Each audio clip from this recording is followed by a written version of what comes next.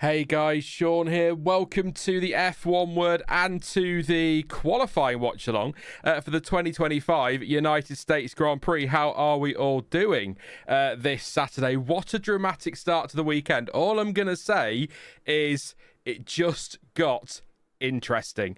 If you didn't see the sprint, we'll talk about that shortly. Also got some news to share with you. If you didn't catch the preview, I'll only share it in this one on the next stream. We're not going about it constantly, but there is a link, so have a look at the pinned link, and if you follow that, then there'll be some hints there as to what's going on, but I'll explain it all in a bit more detail shortly. But we'll do some shout outs in a minute as well. But yes, a very dramatic start to the weekend. Of course, yesterday Max Verstappen taking pole position for the sprint, and then today he managed to convert that into the win, which I believe is 3 Austin sprints, 3 Austin poles, 3 Austin wins. Is that correct in sprint races for Max Verstappen? So very much his track, partially aided by the McLarens deciding to come together at turn 1 and both retiring. So let me know your thoughts on that one. We'll take your opinions on that and whether you think anyone was to blame. My immediate reaction watching it was typical Austin turn 1 racing incident. My reaction, having watched it several times since with replays, is exactly the same. Unfortunate. These things happen,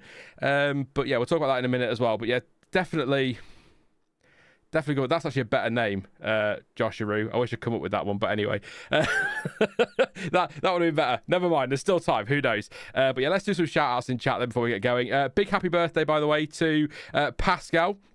Happy birthday, mate. Hope you had a good one. Says, what a shame for Nico and Sauber in the sprint race. Points were available. Get back into Q3 later and try again tomorrow. Hopefully that's your birthday present, is a Q3 appearance again. There's pace in the Sauber, so maybe, mate, but happy birthday. Hope you had a good one so far. Not sure what time it is. I can't remember if you're in the UK or not. I keep forgetting Pascal every time, but I don't know.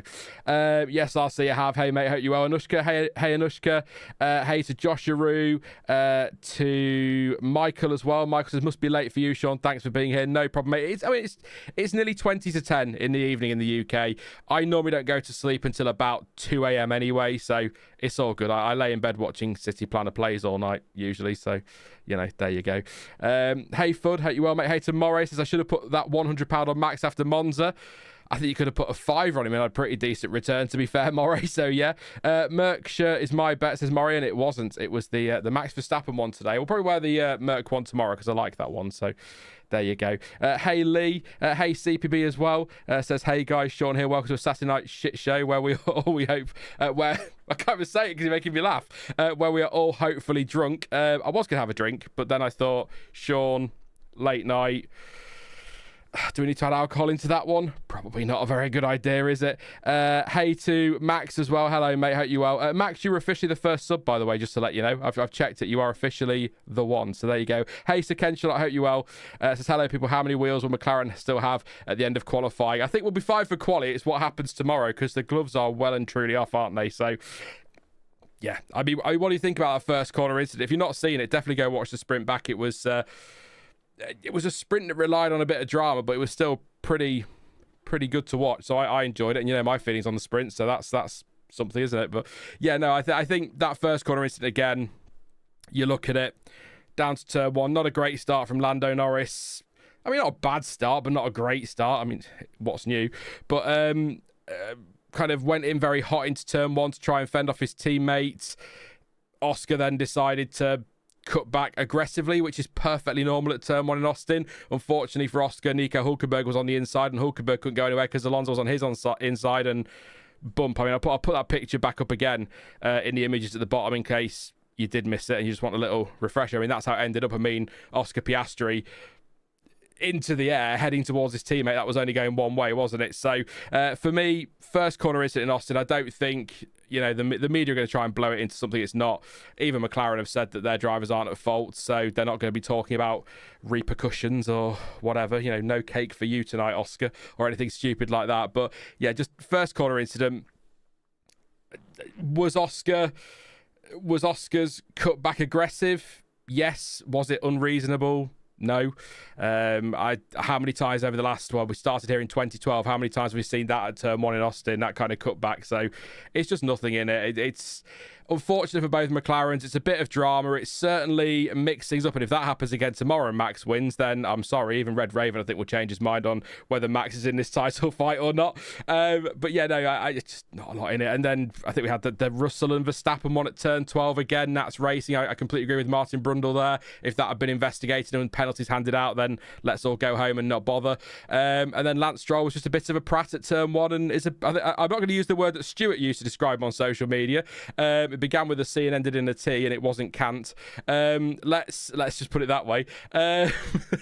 He a bit of a menace is what I'd use for Lance Stroll at times, and that was just one of those moments. But lots of drama, lots of action, lots of excitement, and in the end, Max Verstappen, as he often does, kept it nice and clean and tidy, fended off George Russell and his charge and cruised to the victory, really. I mean, I say cruised. Obviously, safety car late on for the Russell one, but he was pretty comfortable in the end, wasn't he? So, yeah, I mean, I'll ask the question. I'll put it to you. I will read some of your comments and respond to those as well. But do you think anyone was... I mean, I spoke to Jonty, and Jonty said that technically, if you're picking faults, you'd probably have to blame Piastri. But I think in a world... I don't think anybody's calling for that to be a penalty, if that makes sense. I think if there was a rule passed yesterday where the FIA said in every single piece of contact we must give out a penalty, it probably does go to Piastri in that situation. But that cutback wasn't unreasonable. It was aggressive, but it was perfectly fair and part of it. So no penalty there. Some of you might think, actually, do you know what? Yeah, I think it should be a penalty, but I'll tell you who it isn't a penalty for if you want me to really get into it. Nico Hulkenberg. I've already seen corner Wookie mentioned it in chat. We're back to your handles, by the way, so you might be people that have been here lots before and I use your other name, but now I'm just seeing like at corner Wookie, at Crazy Ninja, at Needles Balloon. I know that's Nilesh, so just to let you know, I have to read your handles, unfortunately. So best sprint ever, says Sir Kent Charlotte.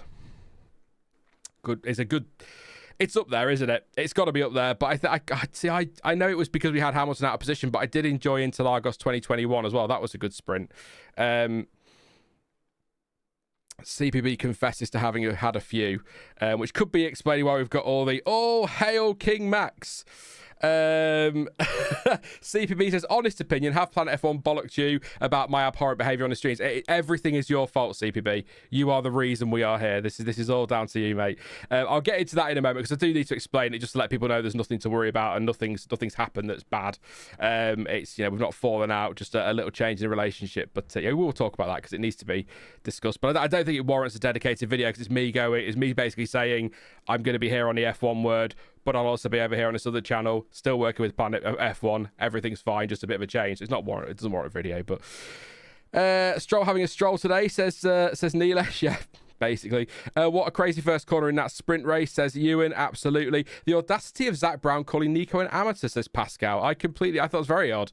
And Crazy Ninja says Zach Brown is becoming increasingly unlikable.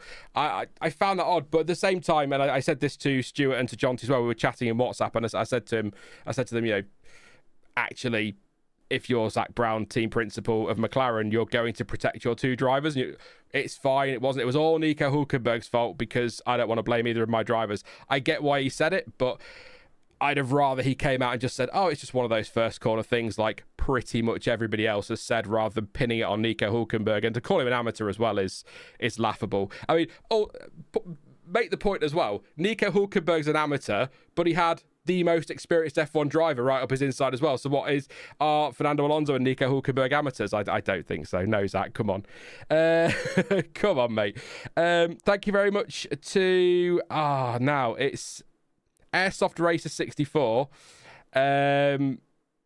I'm not going to commit to who I think that is. I'm scared in case it upsets somebody. So thank you very much for your membership. Member for 13 months. Says Max really back in it if they aren't crashing out? 50 plus points still hard to make up if they don't crash out. Stroll looks like a fool.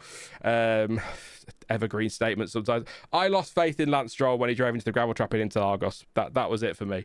I think he is, but he does need a bit of luck.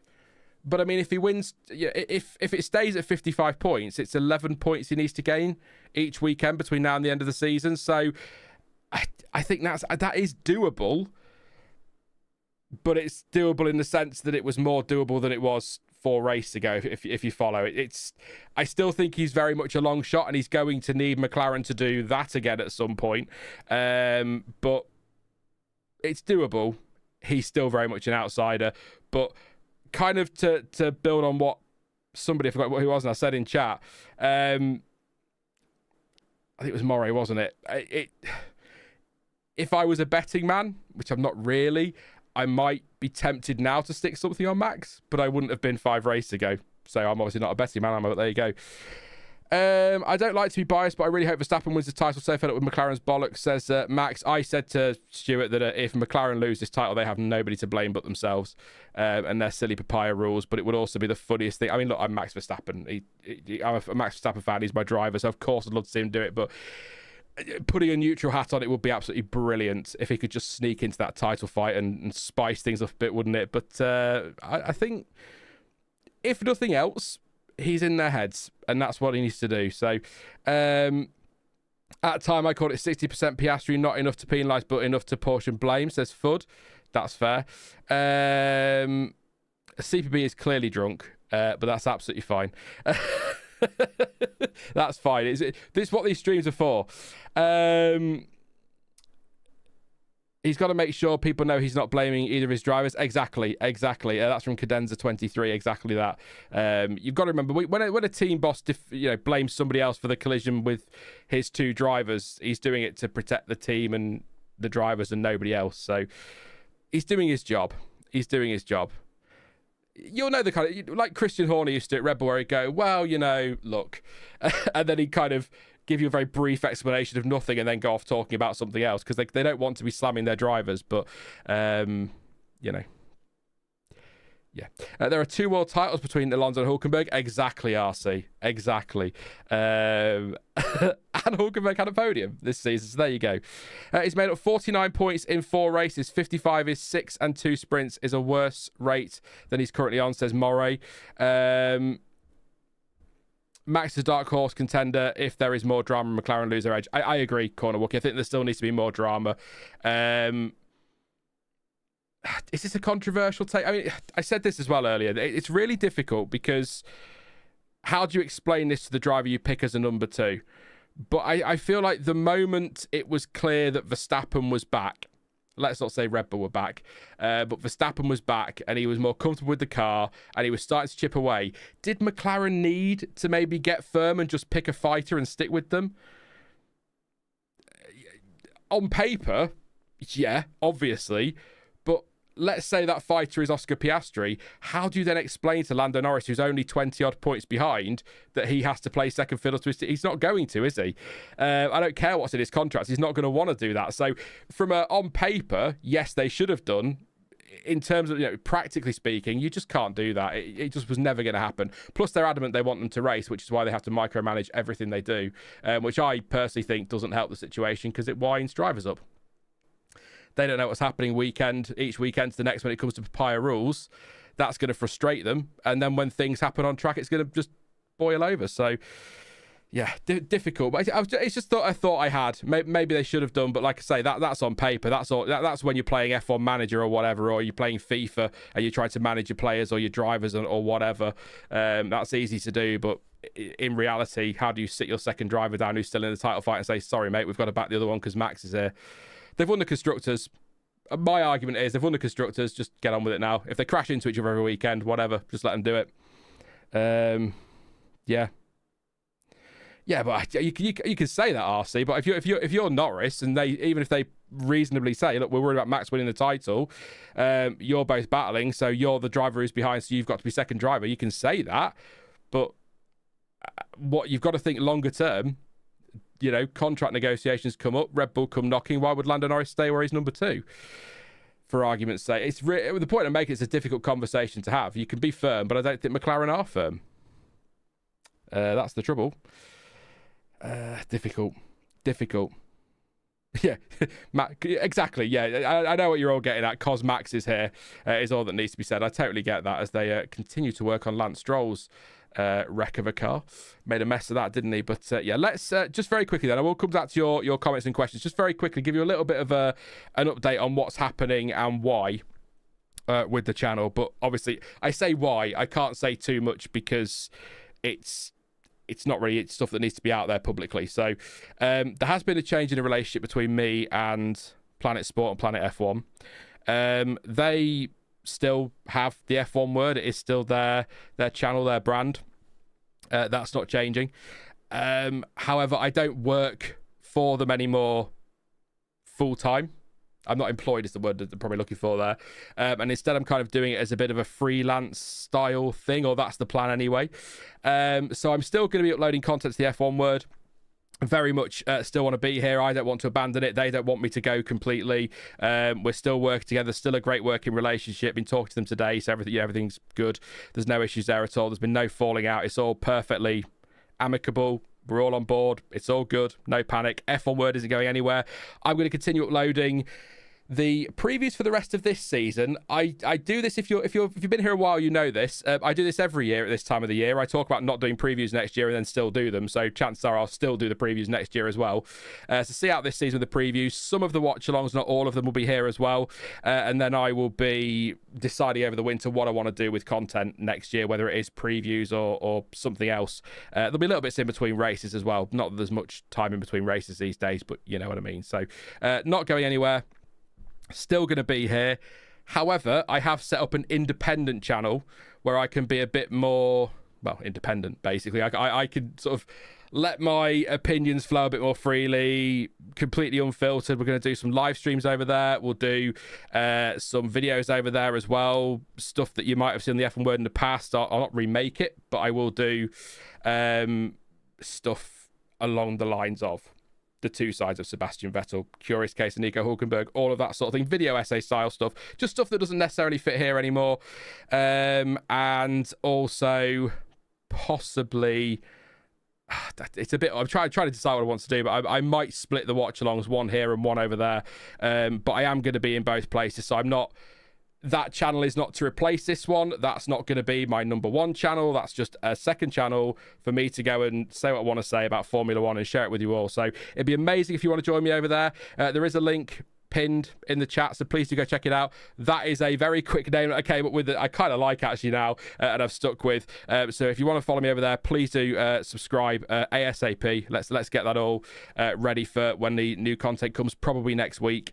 But if you don't want to subscribe to a second channel, it's fine. I'm still going to be here, so it's not a problem. But yeah, I was just going to say, Corner Wookie, interesting enough, John T is very keen to be involved over there. Stuart has said that he will be available for some streams as well. So Stuart, so I'll be involving him, and I also want to reach out to some people who used to be on the channel as well back in day. So if you are listening, if you have been on the channel before, then expect a message and see how many polite ways you can come up with the phrase "fuck off." Looking at you, Will, I can imagine it. But yeah, no, I'd like to work with people again and make that a bit more of a community-driven, chilled channel, but somewhere for me to express my F1 opinions a bit more me style. So but yeah, it will also, and I don't know if it'll be this season, I haven't decided yet, but for next season I will bring back the race reactions on the other channel. You won. We will bring them back. Probably post race on a Sunday. I tried them on a Monday once, and people were like, get why you're doing it, but not really. I'm not really arsed about F1 anymore by the time I get to Monday night. So probably will be the Sunday after the race, about an hour after, like we used to do. They might come back for later in the season. The problem I've got with it is I don't want to start it and then be stop-start with it, because I wouldn't be able to do it for Vegas, because my partner works, so I can't be up at 4 or 5 o'clock in the morning screaming and shouting when they're over there asleep. It's not fair. So I don't want to do stop-start. So at the latest next season, testing streams as well, probably as well. So yeah, so please do go sub over there. Would really appreciate it. But again, we're not replacing anything. It's not replacing the F1 Word. I'll still be here. So very much looking forward to that. That's basically it. It's kind of, like I say, it's not really worthy of a dedicated video, because there's not. It's just I'll tag it into streams and videos, because there's not really a lot to say. Everything's as it was, but I'm also going to be over there now. So there you go. So yeah, it's different, but it's all good. It is all good. We're still all happy, I think.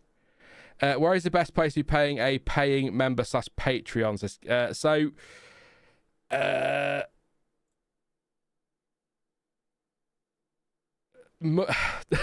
is where it gets really things I can't. So money from this channel, the F1 Word, some of it will still come to me, but on the other channel it would all come to me. But I can't. That's not monetized yet, so I can't do memberships. I am thinking about setting up a Patreon, but that's all up to you guys. I don't want to do it and then demand people pay me money. But so I might set one up for the other channels. So I will get something sorted and let you know. But yeah, you'll be allowed to swear there as well. So I can swear here. As long as I'm not, I was told from day one, as long as I'm not abusive, I can swear over here. So fuck yeah. It's as simple as that. And actually YouTube allows it now, so there you go. They're not too bad. End of the season, we need the pre-Christmas nostalgia waffle like we had a couple of years back. Yes, we need to do Christmas streams. That was great fun. I enjoyed that one.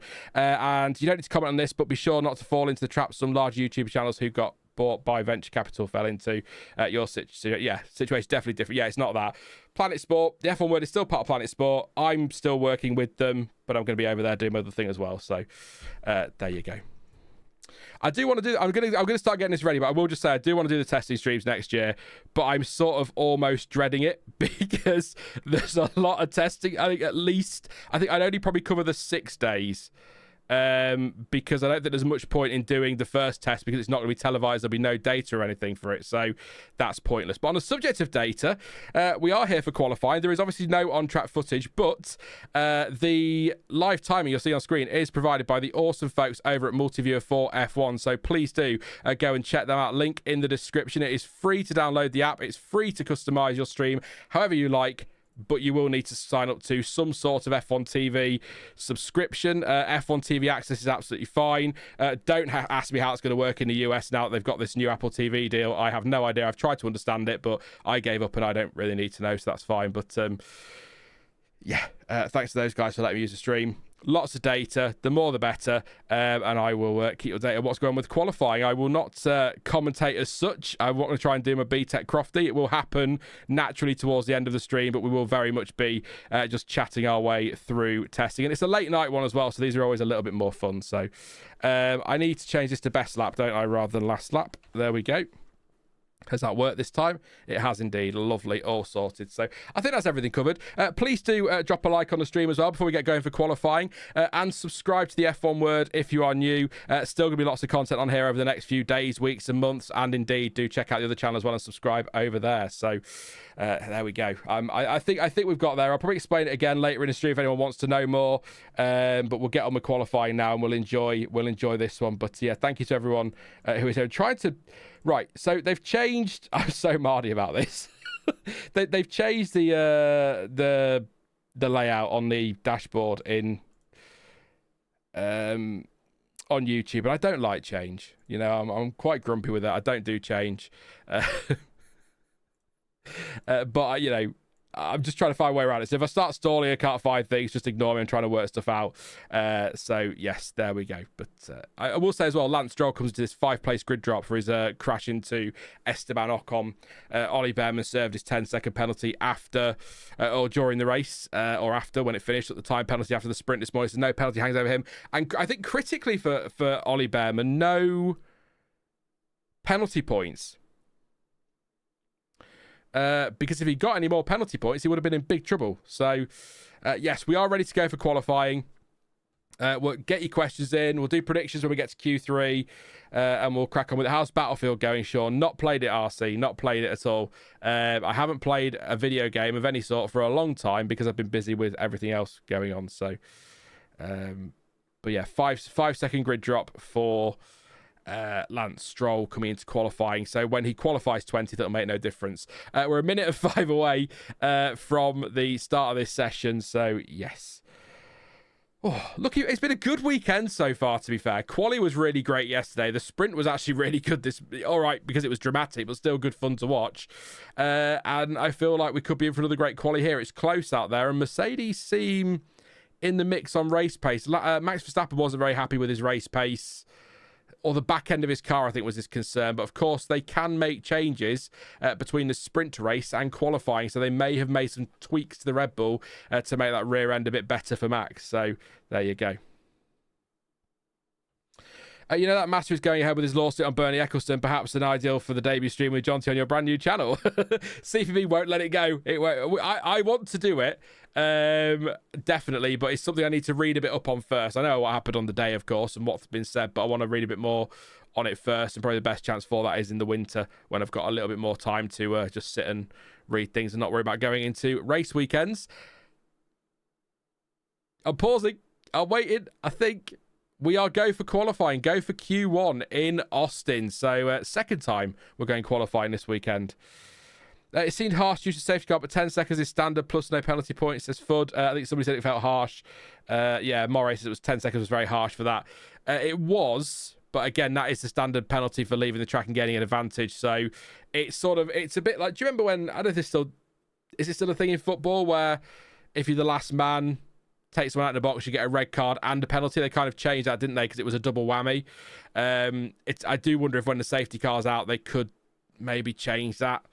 I don't know, but there was a lot of safety car laps in the sprint. And that's the other problem as well with sprints. These shorter races, you get some safety car laps and it's just, you lose half the race, don't you? Which is unfortunate. So, yeah. Nick says, didn't matter, P9 or P15 are the same points. He was P8, Nick.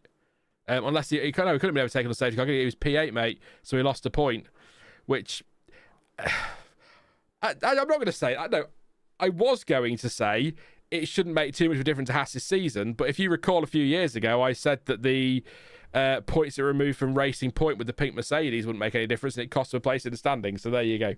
What do I know? Probably did make it. Oh yeah, 5 seconds. Yeah, I just 5 seconds versus 10 seconds. Yeah, doesn't make it. I get what you're saying, mate. I'm just saying I don't really. I'm talking. I was trying to compare it a bit more to the Sainz thing from Australia a few years ago. You know, could there be a change there? But also, he wouldn't have got a penalty if he'd let Antonelli back through. So, and the rules are pretty clear on that, aren't they? So,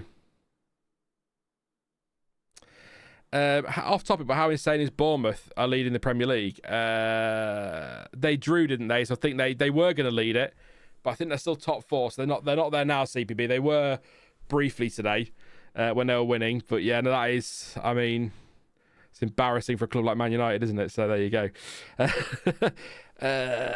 Let's see. For Bearman's slight off-track overtake, I think it used to be 5 seconds, and drivers started to intentionally take the penalty. Yep, rather than be stuck behind last year. So they increased 10 seconds. Did that come from? When did they change that? I seem to recall in Monaco, George Russell cut the corner, didn't he? When they had that stupid 2 pit stop rule, and he cut the corner at the chicane, kept the position, was told to give it back, and he said he'd rather take the penalty, and they gave him 10 seconds, didn't they, rather than 5? So I assume it was changed before then, but that was the first big example of it I can remember. But yeah, we're ready for this. Why is Sky not showing the qualifying? We're watching some band do a dance. Oh, don't. TV direction shocking, and I hope we've got a yellow flag out there, by the way. It's Isack Hadjar has stopped on track.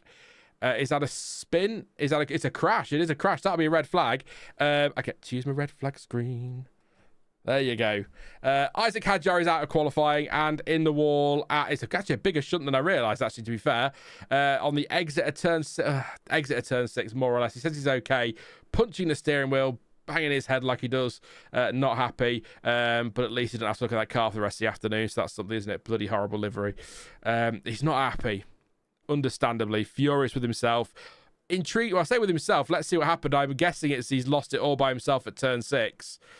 That's a tricky set. There's a bump down there, isn't there, around that area? Has he caught the bump? We saw Yuki Tsunoda yesterday in practice catch that bump and have a really big wobble and very nearly have a big accident. So,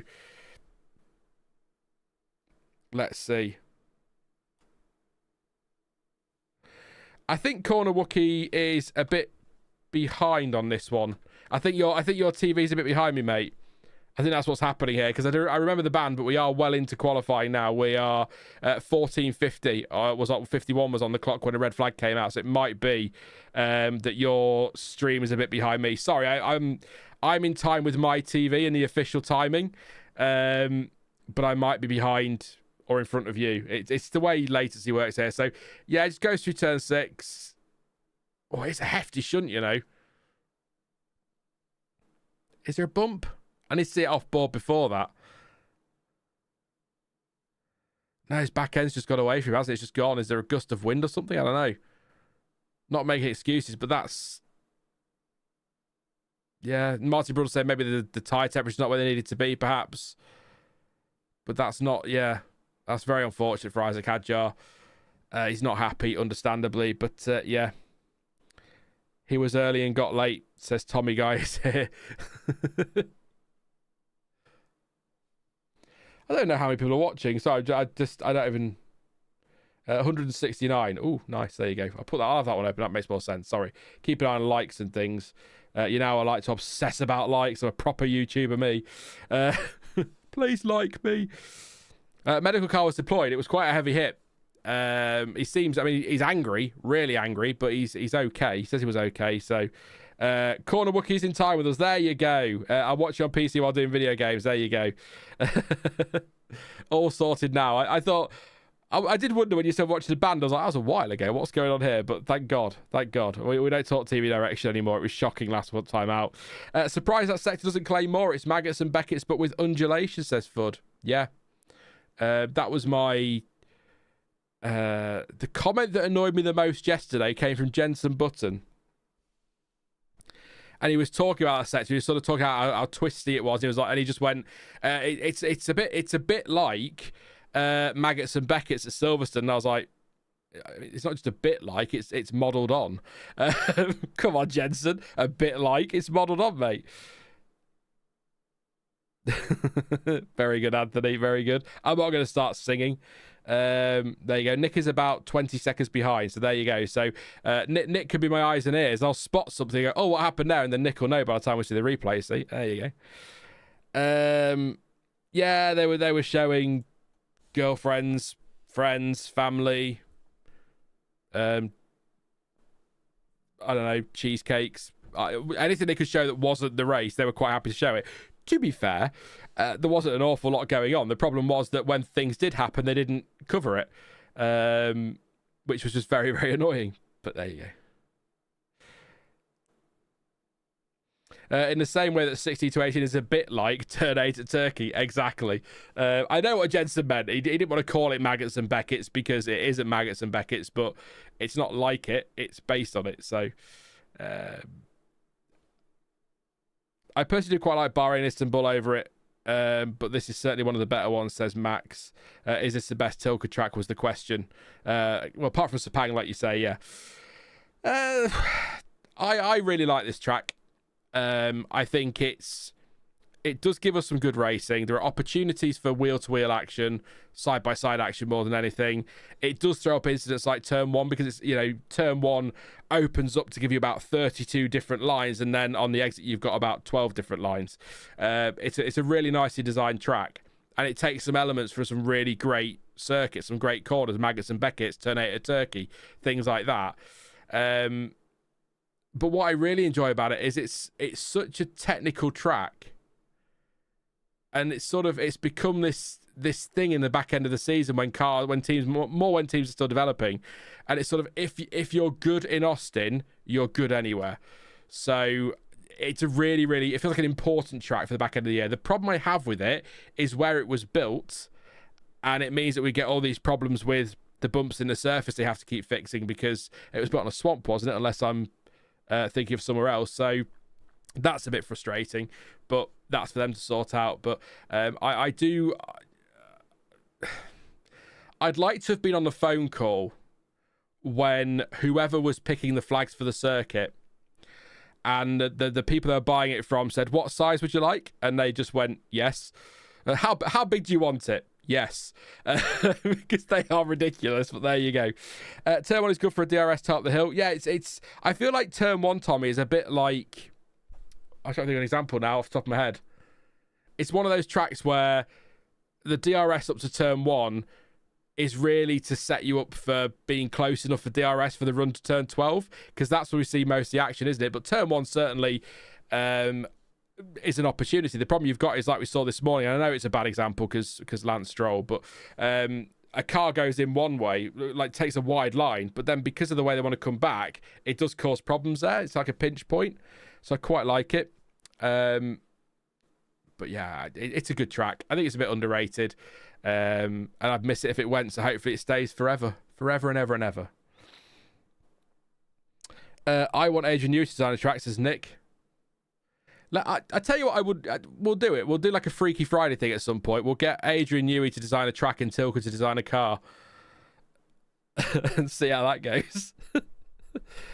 That's one question, Max. We'll not go down that road, mate. That's we are after dark, but that's a little bit much.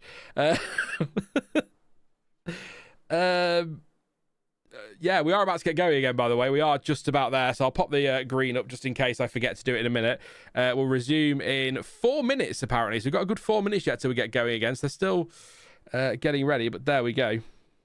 There we go. Everyone stampedes to the end of the pit lane and has to sit there now for 4 minutes. That seems like an late... No, usually a couple of minutes but 4 minutes seems a lot, but there we go. We haven't got any times on the board at the moment. We got some sectors in, but they're a bit meaningless, really. So we're going to go again in 3 minutes. So yeah, Max can design the uniforms. Yeah, Max can do uniforms. Adrian Newey can do the track. Tilke does the car. I'm trying to think what other people can do now. But yeah, post-Watershed F1 word. Yeah, it's not a lot different to pre-Watershed. It's just I'm more tired, so I just don't. The filter that I can kind of keep there on a Saturday, Sunday afternoon is not there. So if I say anything that offends anybody, I do apologise. It's genuinely not meant. It will only be meant in good humour. But something will happen at some point. Any more bumpy tracks, says Nilesh.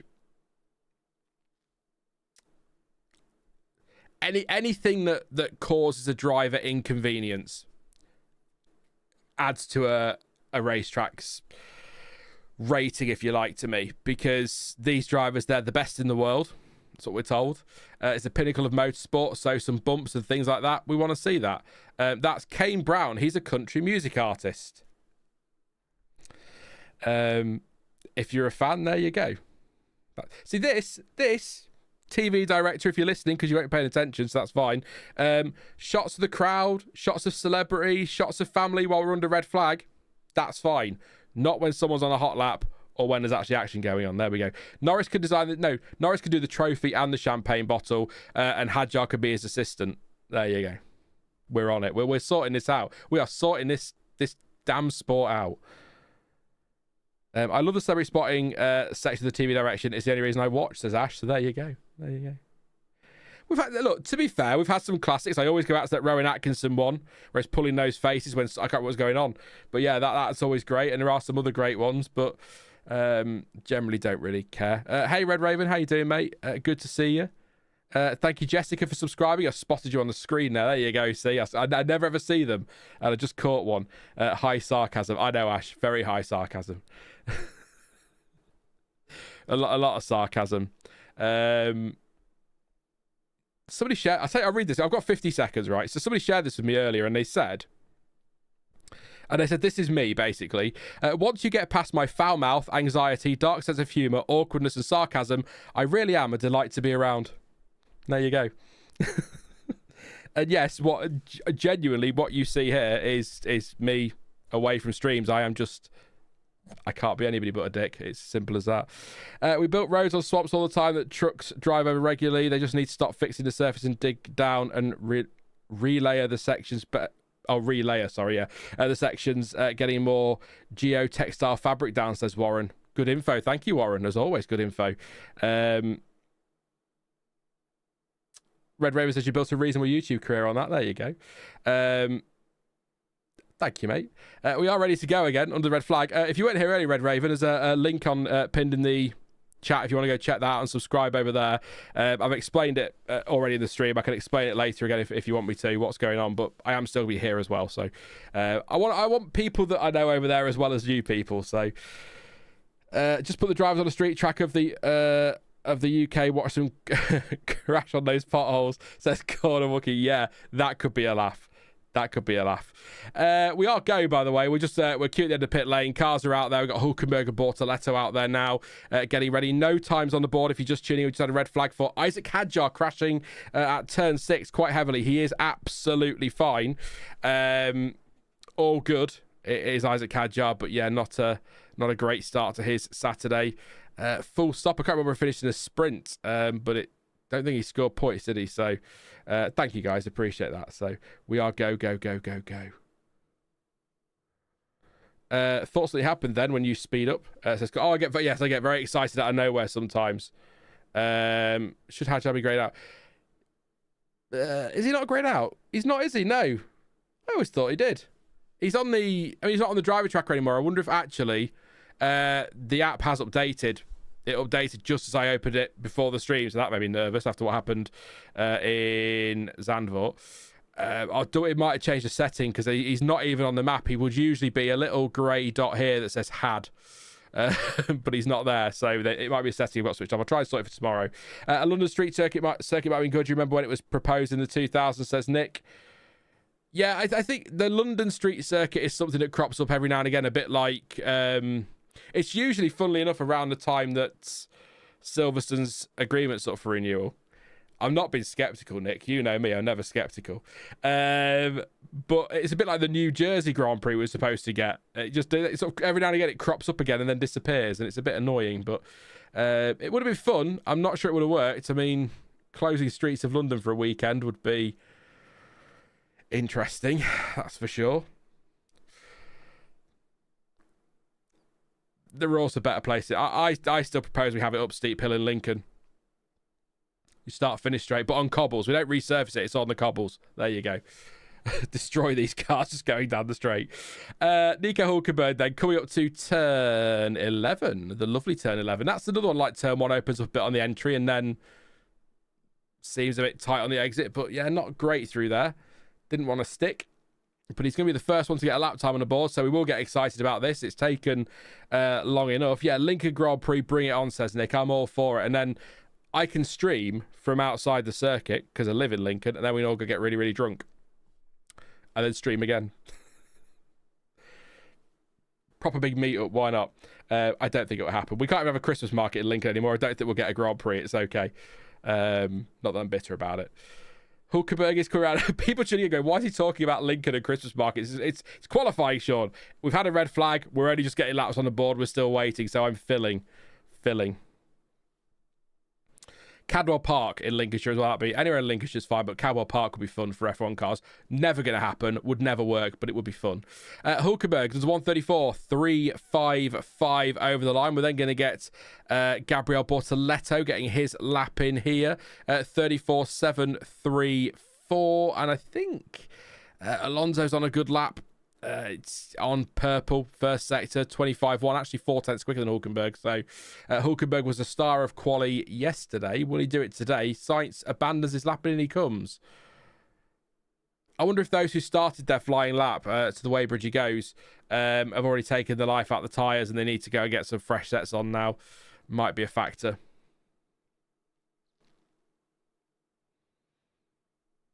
At Scar Hadid says that you're pretty cool at this. Let me subscribe. Thank you very much. Appreciate that. I've kind of fluked my way into it. None of this was planned. It's just kind of happened. So I'm glad that people enjoy it. Good to see you. Hope you're here for the race tomorrow as well. I think we should have a good race tomorrow. Bearman goes second, 34.4, 34.5 for Ocon. I say, look, I've committed to having a good race tomorrow. We've not even got the grid set yet. It might be terrible. Lawson does a 34.2. But then I thought Singapore was going to be a good race, and it wasn't really, was it, in the end? I love how RC's like, you're 7-8 years deep in this now, Sean. There's almost an undertone of you can't back out now. It's too late. You're stuck. They already have a London street track, says Nilesh. Just use the Mario Kart 8 DLC layout. There you go. Max Verstappen then, probably not massively shocking given the lap times on the board so far, but he's purple in the first sector. Only green in the middle sector will be personal best, of course, because he's not set any lap time yet. Russell goes second. Alonso's lap time is really competitive then with Russell second there, 33.8 versus 33.7. So good stuff from Fernando. He did this a bit yesterday, didn't he? So Max Verstappen is trying to beat a lap time to get into Q2, which is currently 15 minutes and 3 seconds, 0.751. Apparently. So Antonelli goes third. Here comes Verstappen round the final corner. I don't think these laps are going to be epic, are they? Because he says 33.5 because these tyres were used a little bit for prep laps before Hadjar crashed. I say that actually, no, because Verstappen, according to the screen here, Verstappen, as Leclerc goes fastest, he won't stay there, 33.525. Only ones on used tyres are Verstappen and Bortoletto, interestingly. Piastri very hot there into turn 11. Martin Brother just saying there's a tailwind there, so but very, very hot into there, quite deep. So that wasn't the best from Oscar. I was going to say nowhere near the apex, but you don't... That's not necessarily the quickest way around turn 11, is it?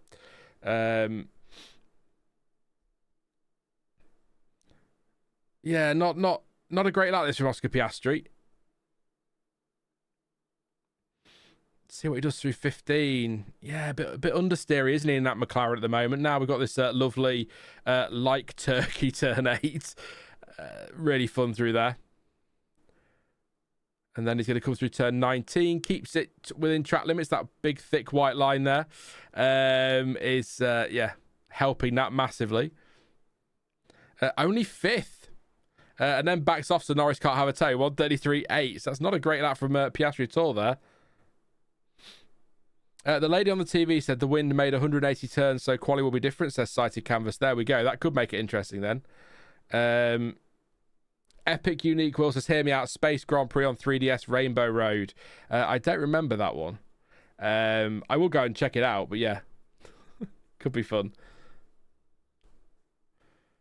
Any Mario Kart track with F1, but you still have to have all the stuff with it as well. Banana skins, etc. Norris, that's not going to count. He's going to get that deleted, so he surely backs out of it. That was up at turn, sort of quiz through turn 9 and 10.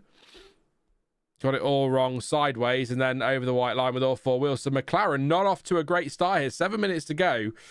Norris will have to abandon that. He's got time to pit for some fresh tyres if he wants to.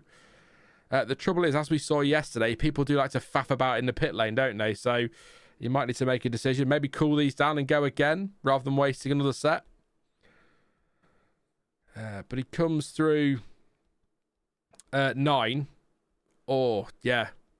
Very nice, just sideways, just choppy all over the place. Messy. Curb unsettling the car a little bit there, maybe. But then the tailwind in that area probably playing a part. Yeah, just not a great start to McLaren. Piastri only 6th. Norris, his lap time will be deleted. It hasn't been officially deleted because he hasn't set it yet. So once he crosses the line with what's going to be about a 5-minute lap time here, it will get deleted, but it doesn't matter. What is happening to Papaya these days? I think Red Bull have certainly been developing more in recent races. I think that's closed the gap. Verstappen was saying he's got a better balance in the car now, so that's closed the gap.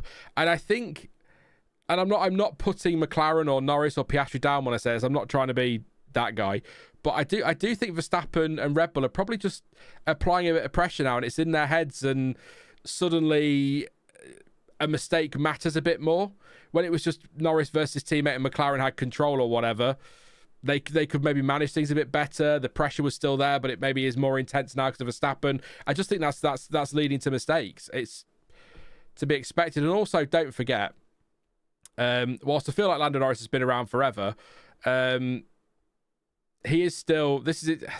People will say last year. I'm still not buying that. But this is his first title fight. It's Piastri's first title fight. That comes with huge pressure. We don't know what next year's going to be, so this could be their one and only chance for a world championship. I feel like they're both good enough if the car's with them to go again. But I think there's just a lot of pressure there, and the mistakes are creeping in. 5 races to go. There's a lot going on. But also, and I keep saying this to people, McLaren haven't been in the Drivers' Championship fight really. You could argue 2012 or 10, but really since about 2008. So this is new territory. It's new territory for this version of McLaren anyway. So mistakes are being made. Rusty, let's say. So, twitchy again through 15 there is Norris. It's not, the car doesn't look on rails. And maybe, as someone was saying in chat there, maybe the wind is switching up 180 has made a difference. He's nicely there in 19, so he should be okay. But it doesn't look like a great lap from Norris, but I suspect he's about to go fastest. He doesn't. He goes 7th. Well done, Sean. What a great prediction that was. That was in line with all of my predictions. He's going to go fastest. 7th. Yeah, bad luck as well, Lee. That plays a part. And, of course, then that adds more pressure, doesn't it? If you've had some bad luck and things aren't working, that's more pressure on you. So I want to know what the cut-off time is here, because I don't think Norris will be comfortable in 7th there, or Piastri. Although the lap times aren't lightning quick, are they, at this stage? What was... see you later, Epic Unique. Will. I'll call you Will. There you go. That'd be easy, wouldn't it? Thank you very much, mate, for popping along for a bit. What were the... I bet I can't find... I shouldn't be doing that. I'm not going to set my phone on stream trying to work out that. But whatever. Let me know what the sprint pole time was. I can't remember. I had it in my head earlier and I completely forgot. And then we'll know roughly where we are compared to that. We've got 3.5 minutes to go, less than. Russell, purple in the middle sector. I make all of my bets based on Sean's prediction, says Kevin, which is why Kevin lives in a tent. He lost everything. I told you to say something like that. There you go. I think that McLaren and Mercedes are going to be the team to beat next year, says CPB. Russell goes fastest, 133.3. Tsunoda, let's see what he can do. He's not great in the first sector, Tsunoda, but a better middle sector. So he's not a million miles. A couple of tenths back in that first sector on the fastest one. So he's not a million miles away. It's not like a second off or anything crazy like that. But let's see if he can get himself into Q2. 32.1 apparently for sprint pole. Thank you, RC. So we are still way off that at the moment. Tsunoda only goes 9th. That might just allow McLaren to breathe a sigh of relief. They're going to have to go again, though, I think. Antonelli goes 2nd. 2 tenths off Russell. 34 degrees air temperature, by the way. 46.6 track temperature. So it's hot, but it's not too hot. For Mercedes, I mean. But then they were really competitive in Singapore and it was scorching, wasn't it? So maybe that's a thing that doesn't happen anymore. So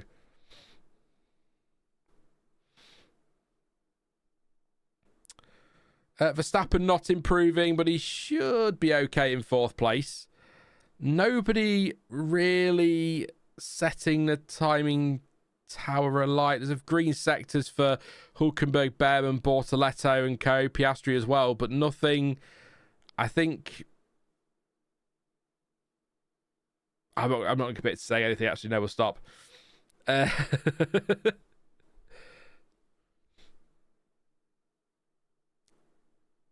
mean, they are personal bests. So, I mean, you've got to keep an eye on them, but...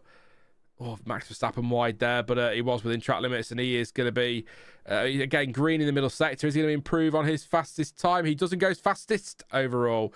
Purple final sector. The Red Bulls look good in that final sector this weekend so far. 33.207. Piastri is going to have to try and do a lap here, as is Norris. Where is Norris? Will he make it to the line? He's got a minute to get to the... Oh, no, he's on a lap now, isn't he? Sorry. I'm looking at the wrong McLaren. There we go. Bortoletto. Hulkenberg goes 5th.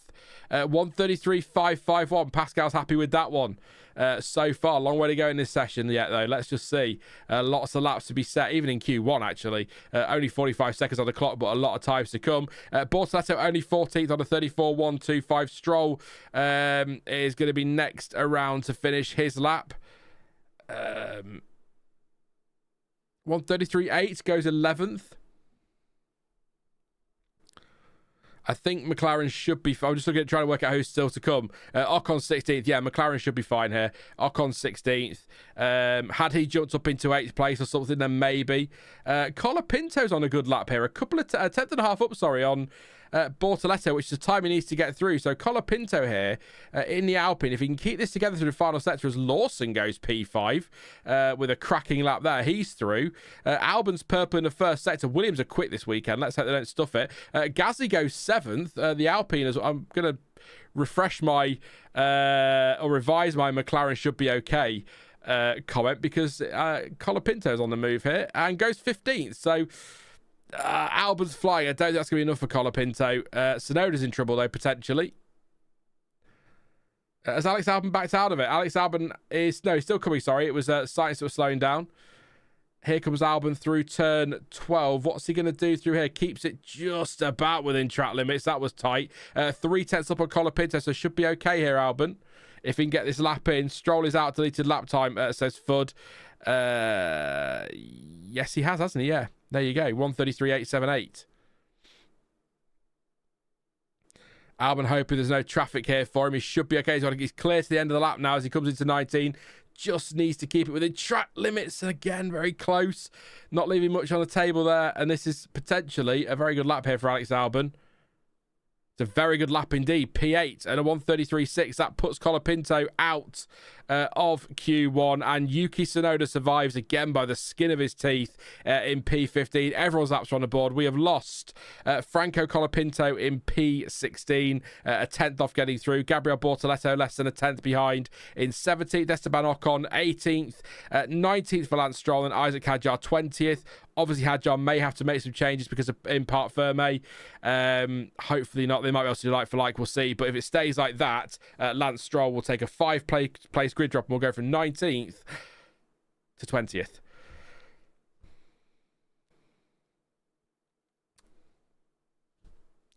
There you go.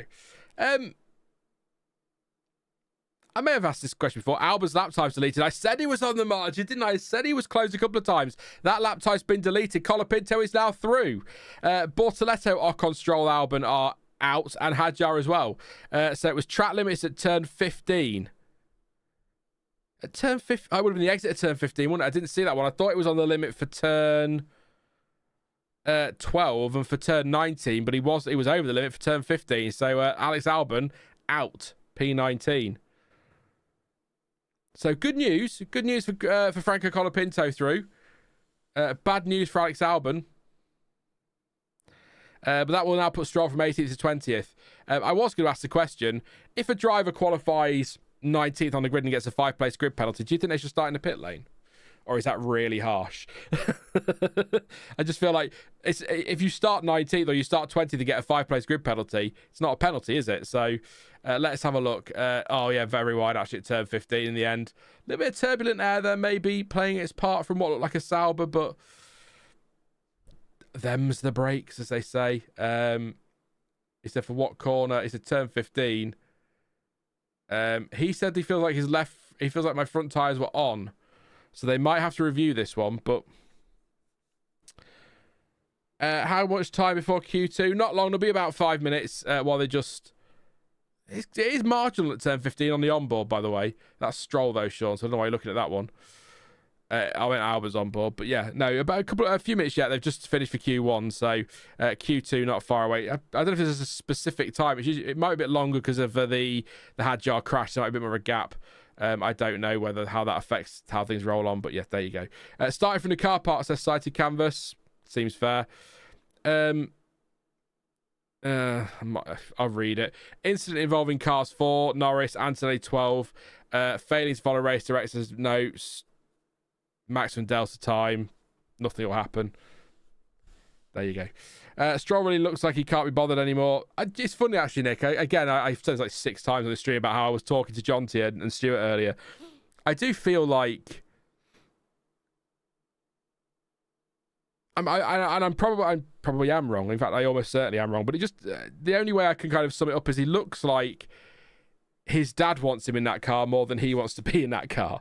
He just looks like he really, like you say, can't be bothered anymore, doesn't want to be there. But more in interviews than anything, he just sounds really mardy. But then I can't imagine, particularly a 24 race season, all the interviews you have to do and the press stuff, and can you really bother with it? So yeah, he just looks like he can't be bothered. I totally get what you mean, but I feel like if he couldn't be bothered, he wouldn't be there. But then if your dad's demanding you are there, then yeah. Yeah, Carlos is doing really well. He's doing well in general. He's really hit form. He said earlier this weekend that I think it was actually after the sprint that his pace, he's had this all season, but the car hasn't allowed him to deliver it. So it's nice now that he's got control of that car and things are coming together for him. So very, very happy for Carlos Sainz to see him turning it around. Because a lot of people were very critical of him earlier in the season, weren't they? Felt that he wasn't having a good time of it and needed to. Maybe Williams needed to look at a change or whatever, but he's certainly found form. That podium, obviously a big boost. 3rd place today in the sprint as well. But overall, just some great results lately. So he's definitely turned it around, and I hope that's a precursor for things next season. Hopefully. There's only so many times you can get punched in the face by a 45-year-old man, says Warren. Yeah. 6. There you go. Behaves like Raikkonen, just isn't beloved. Will Verstappen dominate again in Austin, getting pole for the race tomorrow, says James. I'm not sure. He wasn't happy with the car in race trim today in the sprint, so unless they fix that problem, he might struggle tomorrow against the McLarens, but they might take each other out in turn 1 again, so who knows. So I think he's in the mix tomorrow. I would also like to point out I got 2 points in my predictions this weekend already, so that's great. Love your coverage. Doesn't feel like I'm missing out on anything. Thank you very much. Appreciate that, mate. Appreciate that massively. I try to keep everyone updated, but I like to try and talk to chat as well, because we're a community and we're supposed to chat, aren't we? That's the point. Otherwise, it would just be me watching TV and you watching me staring at a screen. So I'm trying to keep you all involved. That's what I do. So Will says that people were saying Sainz was going to crush Albon, and then people were saying that Sainz sucks. Now people are saying that Sainz is the best. When will the roller coaster between the two drivers end? Good question. I always said the Albon-Sainz battle was going to be closer than people thought it was, and I think it has been lately, but it maybe wasn't earlier in the season. So we're about 10 seconds away from the start of the session, Q2, of course. Q2 is go. We are go for Q2. Can you tell when I pause for a timestamp? I'm really good at it now. It's seamless. He says explaining it. What t-shirt is it? It's a Max Verstappen t-shirt. It's his pop art t-shirt. I quite liked it. And so I thought I'd wear it today. I might wear the Mercedes one tomorrow. Probably going to need a steering wheel swap for the next run, says Lando Norris. The whole left grip has come off. There you go. Disaster. Disaster. It's over. It's over for Lando Norris. Time to retire. I think Williams are dark horses for third next year, says CPB. Well, James Allison came out, not James Allison at all. I'm lying to James Vowles. Said ahead of this weekend, and I think it was on the F1 Nation podcast, that he would, if he was deploying his version of papaya rules, then the driver at fault may not be in the car the next weekend or something like that. So he's already planning for next year's championship, is James Vowles. Yeah, I will throw the caveat in. Mercedes are expected to have the best engine next year, but this isn't the same as in 2014 when we had a whole new hybrid system. These are very developed, and we're only making heavy. I mean, they're quite significant changes, but in the grand scheme of things, minor tweaks. So it's maybe not going to be the advantage you had in 2014, but I think Mercedes are the early favourites, or anything with a Mercedes in it. But I'm obviously hoping that Ferrari turn up just at some point, generally speaking, and not have to rely on a bunch of cars crashing to get a decent result in a race. Can you guess the top three? Oh, I can't. In qualifying today, I probably could try. We'll do that before Q3, but if we're talking about the top three for next year, no. I did say in Singapore, was it race Watchalong quali? I did say, we wait for these laps to get started, that I wonder if Red Bull's determination to keep developing at this point of this season is a little inkling that maybe they're not where they want to be next year, and so they're seeing this as their last chance for a couple of years to get Max Verstappen the fifth title. And I wonder if that's why we're seeing quite a lot of development from them still. It's only a theory. I'm just thinking back to 2009 is a great example. When you had the 2008 championship fight, Ferrari and McLaren still going at it. Look at how that hit them, and how much of a disadvantage they had earlier in the season. Why would you do that unless you were concerned about next year and wanted to get a title this year? It's just total theory. I have no information on that at all, and it's probably completely wrong, because Red Bull might turn up next year and shock us all. We shall see. But I think they're probably one of the teams I'm most intrigued about next year, because I feel like with Red Bull there's not often much middle ground. They're either going to be really good or bloody dreadful. So, I haven't felt positive about regs since 1997, says Nick. What changed in 97, Nick? I know we had after 94, we had all the big changes, didn't we, to the cars to make them safer. And then in 98, we got grooved tyres. What was the change in 97? Or were you positive about grooved tyres? Maybe that was it. Antonelli is purple and purple, by the way, but he is the first one to do a lap, so that's not a great shock. I mean by their standards, Kevin. I don't mean like last, because Red Bull. Well, actually, when you go back to their first season, they weren't bad at all, were they? But yeah, I mean by their standards. I don't mean like Minardi. Let's go back a bit. What's the equivalent to Minardi now? Alpine. I don't mean that kind of dreadful. I just mean by their standards. They're very high standards. A bit like Mercedes, they dominated for so many years that third fastest was a bad season. Do you know what I mean? But yeah, I know, lol, Minardi. How far back have I gone? Too far. Red Bull's daily levels of stability can easily be explained by one question. How is Helmut Marko feeling, says Red Raven? Well, cool. According to Ted Kravitz on the grid for the sprint earlier, which caught him off guard. That's quite funny. I'd say he does go fastest. 33.0, 33.2 for Bearman, 33.3 for Lawson, 33.4 for Russell. That's on a used set of soft tyres there for George. Hulkenberg on used tyres, as is Fernando Alonso. So bear that in mind as Gasly goes 5th on a 34.1.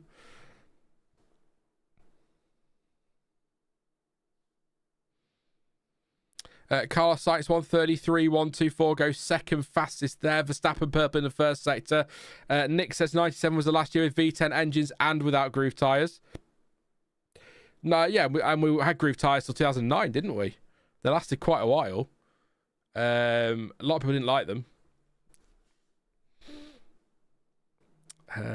But the thing is, a lot of things change in F1 regulations, and we all go, "Oh God, it's going to be awful," and then we hate them, and then after a couple of years, you're kind of used to it, and you're not bothered anymore, or less bothered than you were. Maybe not, not bothered, but less bothered than perhaps you were. Gasly's lap time was deleted for track limits at turn 20. By the way, that's the final corner, or as it is now named, Andretti.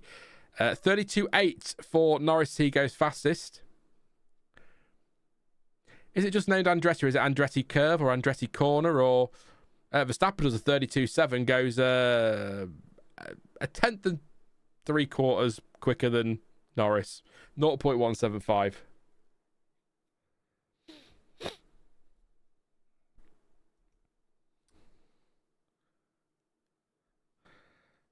Anthony wants to know if pickup will be harder on groove tyres. I'm not sure, to be honest. I don't know. That's a question for somebody in chat that might be a bit... somebody in chat might be able to answer. But what you've got me thinking about is the times that we used to have the groove tyres and drivers would run into basically slicks. Or we've seen it with the intermediates, haven't we, in more recent years? Turkey, 2020, more recent years, 5 years ago. 2020, where they ran the inters to basically slicks. So... yeah, I was trying to think of how to put it, so in the end I just went with 0.175. It was just easier, rather than a 10th and 3/4. A 10th and a bit. There you go. Just less than 2/10. Hamilton goes 4th. Leclerc is 2nd. Gasly's lap time was deleted for his next lap, but that won't matter because he'll be charging anyway, so that was okay. Assume it would be similar rubbery warm surfaces, pick up discarded cold rubber, says Ash. Twitch there for Colapinto, and he went a bit, let's call it Hadjar. I'm not picking my nose. I feel like I'm going to sneeze. Sorry. And it's, yeah, he was quite wide at 20, to be fair.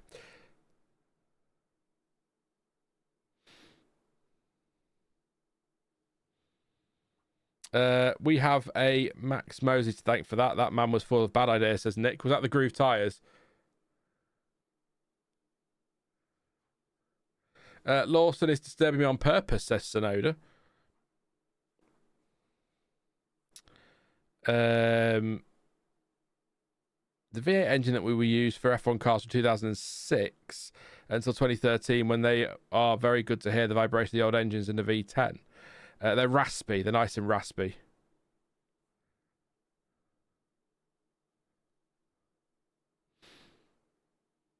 Well, you took his job, Yuki. I like that one, yeah. I did see a comment. I can't find it now. Yeah, they're just on the rubber, the hot rubber on a cold rubber on a hot sticky tyre.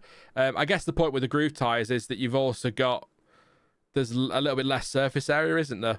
Because you've got the grooves, but does that matter as much? It's a good question. I might go and have a read of that somewhere. I will forget. I say that, but I will forget. You know, I often say I'll go away and read about it, and then I'll get everything finished here, and it'll be like, oh, I can make a cup of tea, and then that's the end of that, and I've forgotten everything. I'll try and remember. I will try.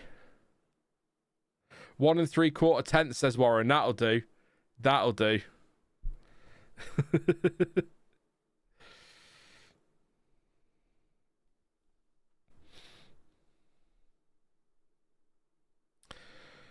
What have we got? 5 minutes 55 on the clock. Verstappen fastest at 32.7. Then it's Leclerc, Norris, Hamilton, Antonelli. Then it's Sainz, Piastri, Alonso, Bearman, Hulkenberg, with Lawson, Russell, Tsunoda, Colapinto, and Gasly in the drop zone. Gasly losing his time, of course, but I don't think it was a great time. 34.1. wouldn't have got him through anyway. So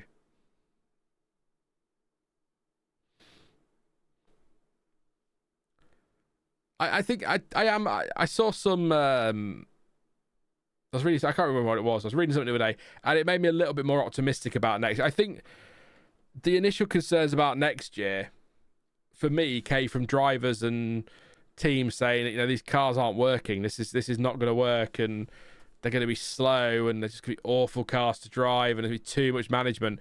But it seems to be that the more the drivers are driving them, the more they're going, okay, actually, this isn't as bad as we thought. And as they kind of refine simulators, or the simulations, I suppose, and the car becomes more developed, which is happening all the time, of course. Next year's car is being developed all the time, then maybe it's changing opinions, which just makes everybody a bit more positive. But I'm still very skeptical.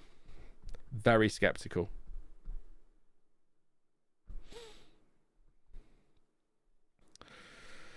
0.7 back to Tsunoda. Red Ravens pointing out 7.5 tenths, I would say, but I've just been pedantic. 0.765 actually, but no, that is a massive gap to his teammate, isn't it? But is that? Do you know? I've not. I used to always keep a proper spreadsheet of all their lap times, the differences between the drivers, what the average gap was. I haven't done it this year, so I don't know what the average is between Verstappen and Tsunoda this year, but I can't imagine it's great. There might be a website to get that from, actually. If anyone knows where we can get that kind of info from, let me know. It'd be handy to have. I can have it open for tomorrow's stream and such, or for next year anyway. I can't make the timing tower any bigger, I'm afraid. It's coded by multi-viewer, so that's kind of the size it has to be. So it would have to be, I'm afraid, a pinch and zoom on the phone. If I could make it bigger, I would, but I can't. I'm afraid. Sorry. He said Lawson was in his way. That's on Yuki. That's from Ash. Maybe. I mean, if he puts in a lap now, Ash, that's a couple of tenths off Max, then that answers that, doesn't it? But I don't feel like 0.765 is massively shocking either way.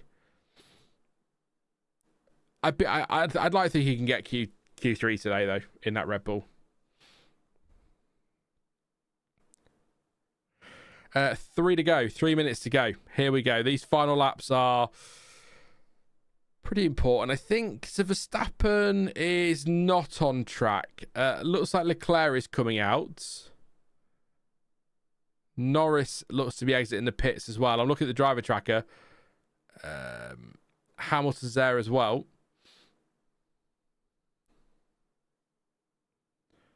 Trying to work out who's going to is Verstappen staying in the garage. It looks like he might be, He's still got time. He can wait for them to disappear.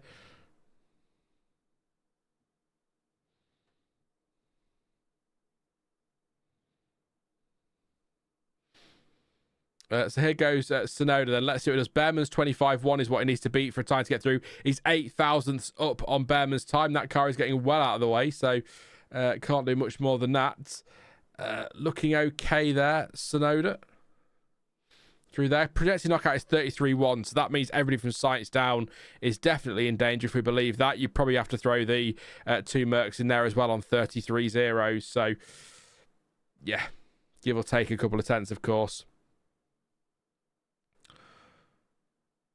Everybody on new tyres apart from Lando Norris, by the way. Verstappen is staying in the pits. He's happy on that time. I think he's okay, 32.7. I don't think there's any concerns there. Unless a Gasly suddenly sticks in a 132.6, I don't think there's too much to worry about for Max Verstappen. You never know, of course. Track evolution is quite high here. Yeah, quite high. Yeah, no, it is quite high. Pirelli rated it at 4 out of 5, so Singapore a 5 out of 5 for tracking. Oh, it's too wide from Yuki. I think Yuki might have been too wide out of turn 19 there. Let me know what you think if you were watching live. Antonelli Purple in the first sector. Tsunoda doesn't improve, actually. Oh, that's not fair. He doesn't improve at all. No, he doesn't improve his time. No. 7 tenths down. No Lawson that time to impede him. Unless he was out there somewhere sneaking around. Yuki Synopta, says Fud. I like that. That's good. Oh dear. It's probably not good. It's a bit dad jokey, but I quite like it.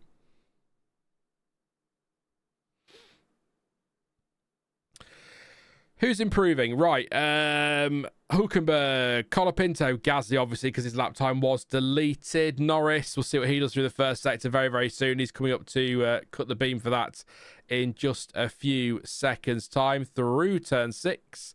And Norris does 25.2. That's not great at all, so he's going to back out of that one, I'd imagine. Hulkenberg's lost his lap time for track limits, 1:33.4. He's on a 33.3, so that's his better time anyway, so no worries there. Yeah, Max was definitely right to stay in the pits. It's interesting. I don't know what it is about sprint weekend and Grand Prix qualifying, but it's definitely not as exciting as other weekends. But Tsunoda was clearly okay, by the way. His lap time stood, but it wasn't a great lap time anyway. So Colapinto stays 14th. It wasn't a bad... I mean, he improved everywhere. 34.0, but still P14. Gasly... I guess Colapinto just wants to out-qualify his teammate. Is he going to out-qualify his teammate? No. Sorry, Franco. 1:33.6 for Pierre Gasly. About 4/10 quicker than his teammate there in the end. Best part of. I think Piastri's fine for it. I don't think anybody there is finding the pace they need to threaten him at all. Sainz is P7, by the way, which is pretty stellar up there. He's had a very strong weekend, but he's fine there as well. Hamilton's lap time deleted, Lawson's lap time deleted, 33.7 and a 5:58. 58. I think Lewis will be fine. I think he's through. But yeah, Lawson had his lap time deleted, but he was okay. 33.7. He was not going to get anywhere anyway. 33.3. Yeah. A bit anticlimactic Q2 there. Nobody really did an awful lot, but great laps for Sainz to get through. Bearman as well into the top 10. Oh, he had a moment earlier in the session. They're just showing a replay of actually through that Maggots and Beckett's like complex. We had a better name for it than the Maggots and Beckett's like complex. Something that plays on that. So that lap time was deleted, but Bearman, they're deleting so many lap times. I'm just trying to work out what's standing and what isn't. 33.180 for Sainz has been deleted, but he did a 1:33.124, so he's fine. He's through. I'm just waiting for this update. We had this early, didn't we, where we thought Albon was through, and then all of a sudden it got deleted for track limits. So I'll just wait and make sure everyone's in before we confirm it. But I believe Hulkenberg, Lawson, Tsunoda, Gasly, and Colapinto are out of qualifying. Bearman, by the way, 1,000th off Alonso, who was only 9,000th off Piastri. So it is close out there still, gaps between everybody, but Verstappen was fastest. So yeah, seemed a little bit dull there. But I think maybe track evolution not as high as projected by Pirelli. But I suppose actually when you think about it, not a lot of support action. You know, no F2, F3's finished for season. F1 Academy. F1 Academy isn't until Vegas for their season finale. So yeah, Wallace and Grommets. I like that. We'll go with that one. Just while we're in the gap between sessions, by the way, thank you everyone who's tuning in. We're up to 600 people. I'd appreciate likes and subs on this channel, of course, but if you have got a second and you'd like to see more qualifying watch-alongs, testing watch-alongs, race reactions, which will be next year probably, maybe this year, we'll see, and lots of video content as well, then please do click on the link pinned in the chat to my other YouTube channel, which is going to be my second YouTube channel, where I'll be uploading some more opinionated stuff that doesn't necessarily fit here. So still content on the F1 word, but also content over on, brace yourself for this. This name took so long to come up with, okay, and that deserves a sub on its own. Head on over to Formula Sean. As Stuart described it earlier, the Ron Seal of channel names. Does exactly what it says on the tin. And please do sub over there. Would massively appreciate your support over there. So thank you very much. But I am not going anywhere. I am still going to be here as well. So that's great. I think we've got like 250 people over there already. So I'm very happy with that. So great start over the last couple of days. So please do sub. I can explain more at some point, but we've already been through it once. So I might talk people through it tomorrow who don't know. But there you go. Thank you, Kevin. The broomy accent. No, No, we're still working together, farting golf balls. Nothing's changing, mate. Well, the way we work together is changing, but I'm still here and still part of the F1 word, and I'll still be... All the content here will be me. So there's going to be no Sam, no Elizabeth, no Thomas. It'll just be me. But over on independent channel, I can probably say a bit more without upsetting teams and getting Planet F1 in trouble and stuff like that. So, yeah. No, all's good. There's absolutely no issue at all. No animosity. All very amicable. We're happy with what's happening. So, like I said earlier, I've been talking to them today, so no issues at all. You know me. If there are issues, I would have told you there are issues. And I'd tell you to be worried. So, I bet you have, Kevin. I'd love to hear him, mate. I'd love to hear him. I heard it's because CPB is always drunk and his behaviour is appalling on streams, but there you go.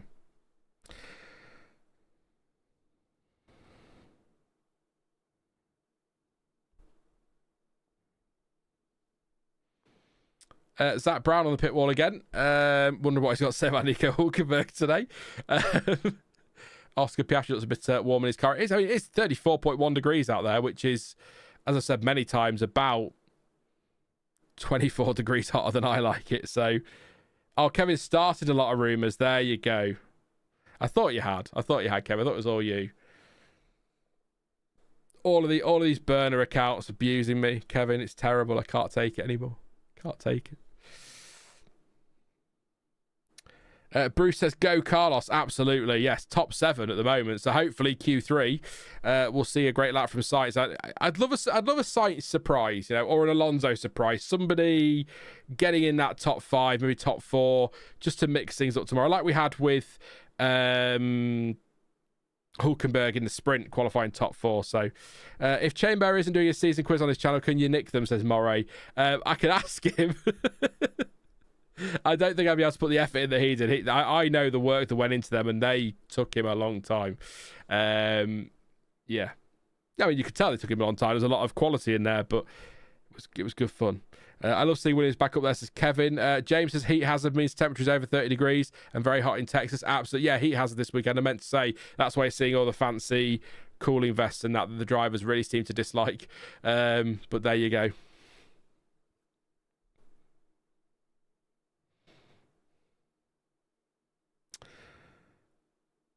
That's good info, CPB. I don't know what to say, so good luck. I'm not, very Chandler Binging that I'm not great with the advice. Can I interest you in a sarcastic comment? It's about all you'll get from me there. Yeah, the quizzes were a lot of fun with Stuart, aka Chamber. They were a lot of fun. I'll never forget I think it was the second one we did. And something got said pre-record, but Stuart was recording it because we were testing some stuff, and I pre-proper record, and I took a sip of drink, and Jonty said something, and it made me laugh so much that I just spat my drink all over everything. I had to get a towel and dry my PC and all sorts, and we were usually, I was usually quite tipsy before we got started. They were good fun. 10 seconds to go then. Here we go to the start of Q3. One surname in chat. Who's going to get pole position? Who are you going with? Verstappen, Leclerc, Norris?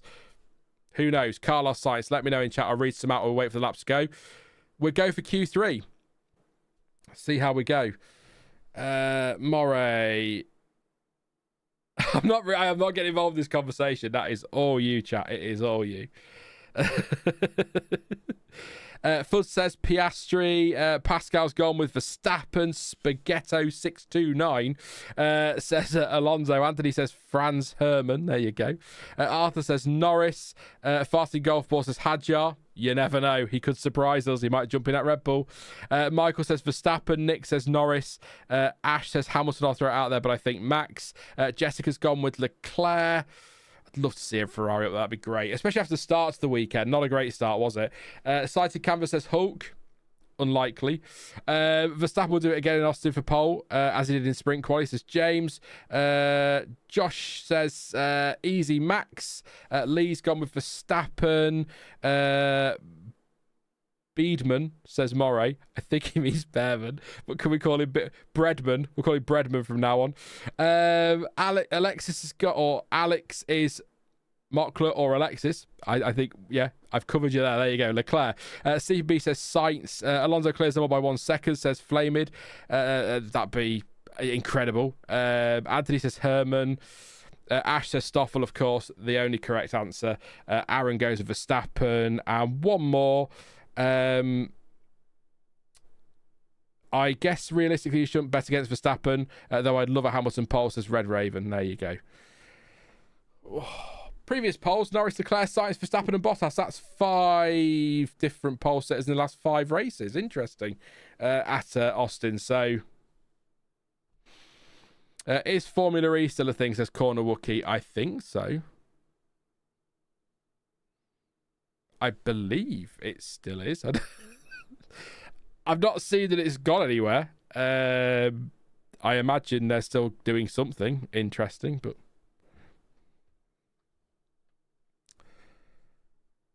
I couldn't tell you who the most recent champion is. I'll tell you that. Here we go. Take a moment. I'll try and keep you updated here on what's going on. This usually gets quite chaotic towards the end of the top 10 shootout. So, true fans of this channel, remember the FE word. Yeah, hopefully Formula Sean lasts a bit longer than that one did. That was... that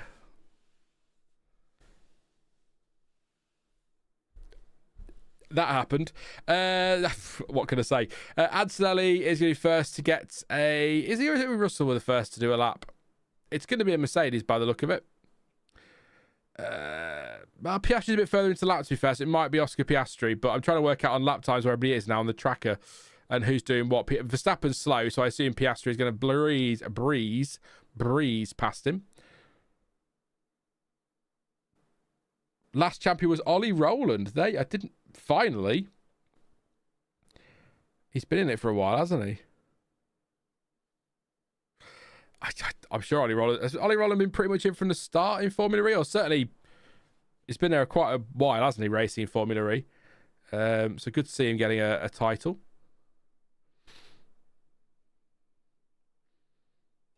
Russell's purple and purple here, by the way. I'm guessing he's going to be the first to do the lap then, if that's the case. No, it's Bearman. I will get it right. 1:33.1. Used tyres, by the way, for Bearman, Sainz, Piastri, and Alonso.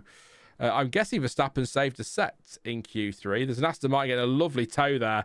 I say an Aston Martin. Fernando Alonso getting a lovely tow there off the back of one of the McLarens, which I assume was Piastri on a 33.4. I'd ignore the used tyre laps to a point, but Russell is currently fastest on a 32.9. The Williams, which is, of course, inspired by the 2002 livery or the 2004 livery? I think it's 2002, isn't it? Which, from some angles, I totally get. From other angles, not quite.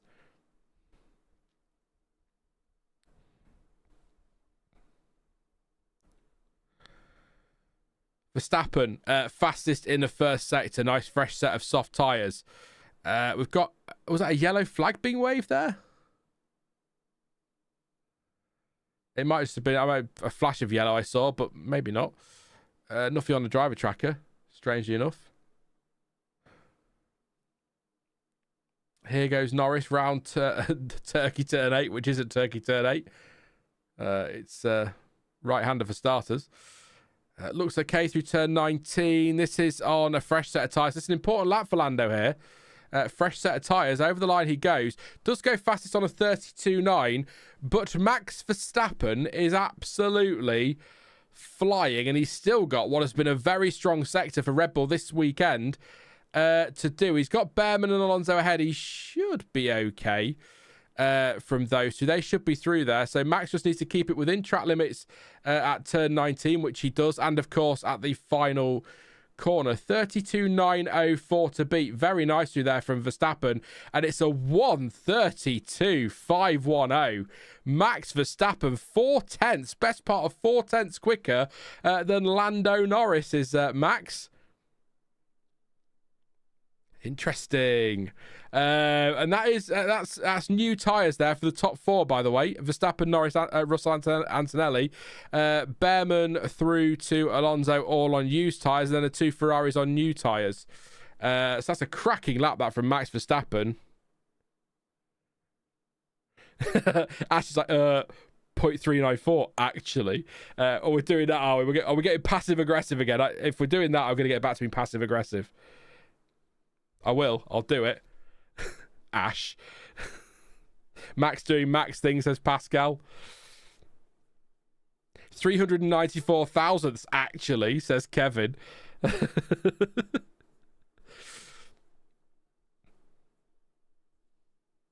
I'm guessing bank collapse, to be honest, Corner Wookie. Asking what the point is of used tyre runs. I guess get a lap in case Hamilton with a big lockup there, a big-ish lockup, snatch of the left front there. But yeah, just get your bank collapse in or get a sighter in. Oh, and Leclerc, there was a yellow flag. Leclerc spun at the final corner and kept facing the right way. So that was definitely, I thought I spotted a brief yellow flag being waved by a marshal, but not for long enough that the board's lit up. That's funny. But he's all good, Leclerc. Well, he's not good. He cost himself a time, didn't he? But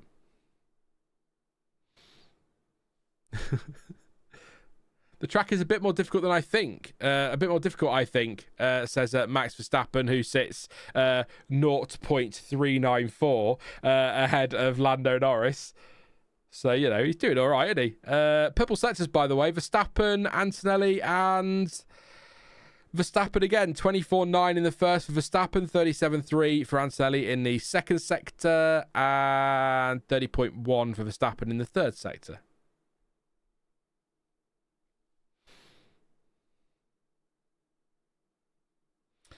Locomotive says, just joined. Hey, mate, hope you're well. Says, putting the little one to bed who won't sleep. How did Albon end up 19th? How did it? Oh, he got lap time deleted. I think he got through to Q2 and then got a lap time deleted for track limits at turn 15. And that cost him, unfortunately, with his place in Q2, which is a shame because as Carlos Sainz is proving there in 6th place at the moment, there is pace in that Williams this weekend. So it was quite tight, but he was, according to the FIA stewards and co, over the white lines there. So that is a shame.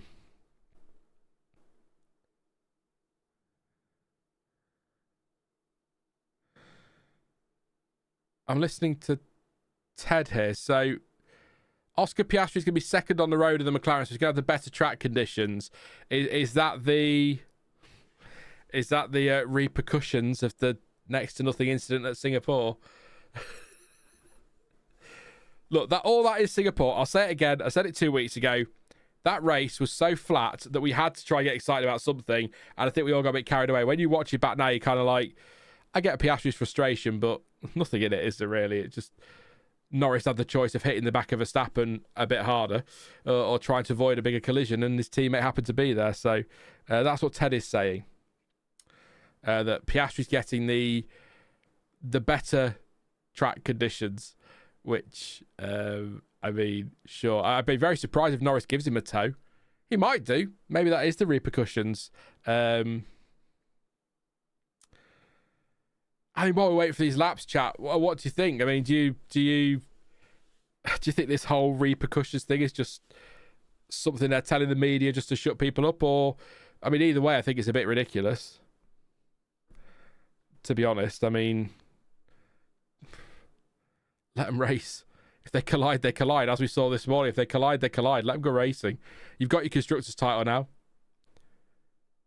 If McLaren truly want it to be fair, and there genuinely is no bias, then you let them get on with it. If they hit each other, they hit each other.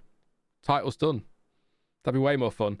It'll be interesting in that repercussions thing goes away after this race, and when they look at turn 1 in the sprint, says Fudd. Yeah.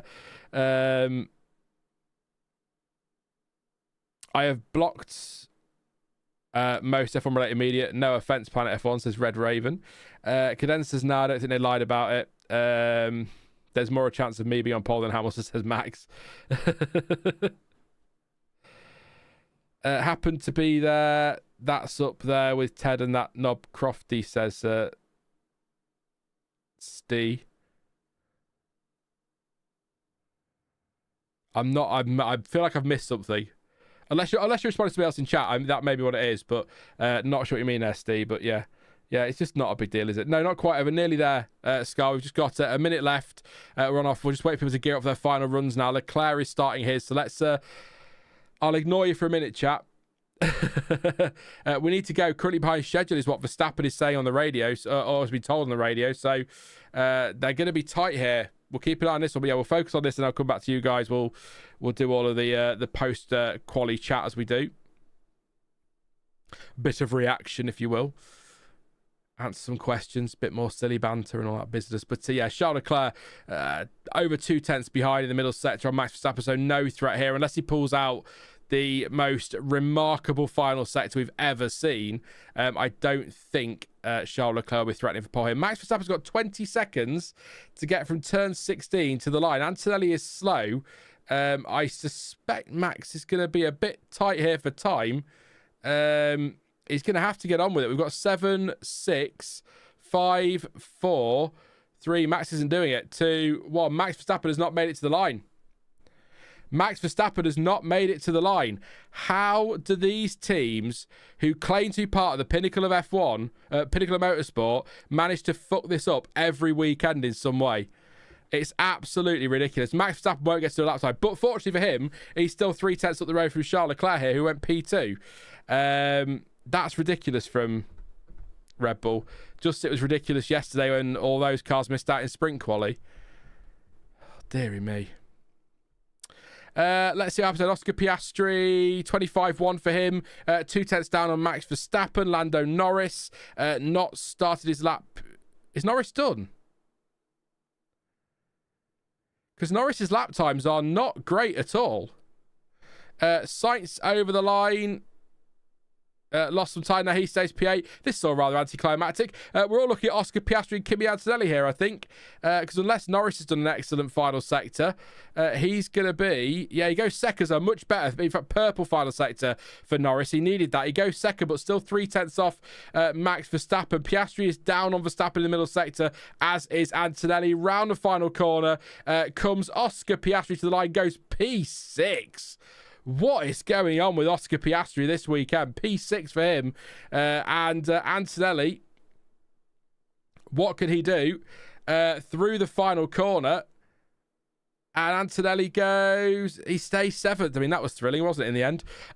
So Max Verstappen on pole position.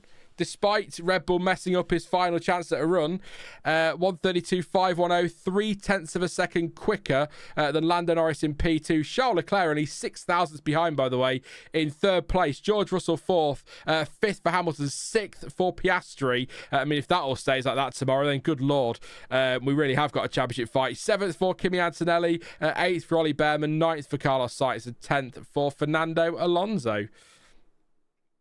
There you go.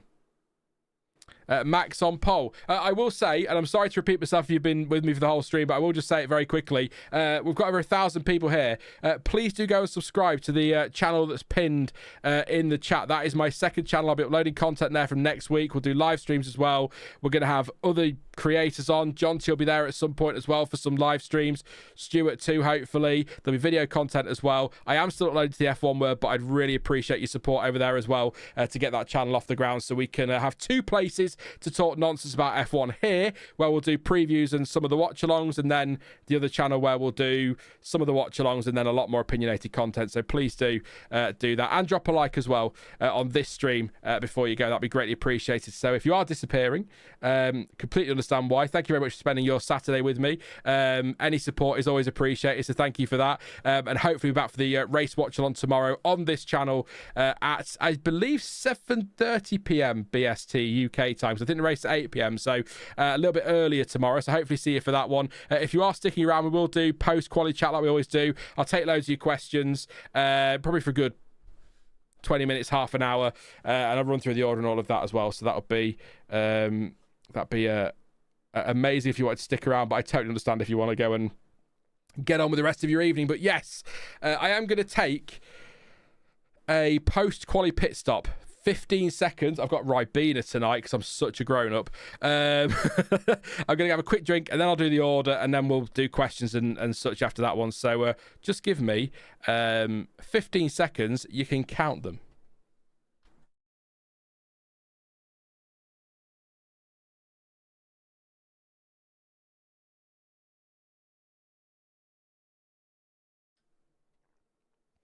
Make sure I've not got Ribena lips. That would be embarrassing, wouldn't it? Where are we at on the stream? What's that? Oh, they've moved everything around. 146.25. There we go. Try and remember that one. I won't remember.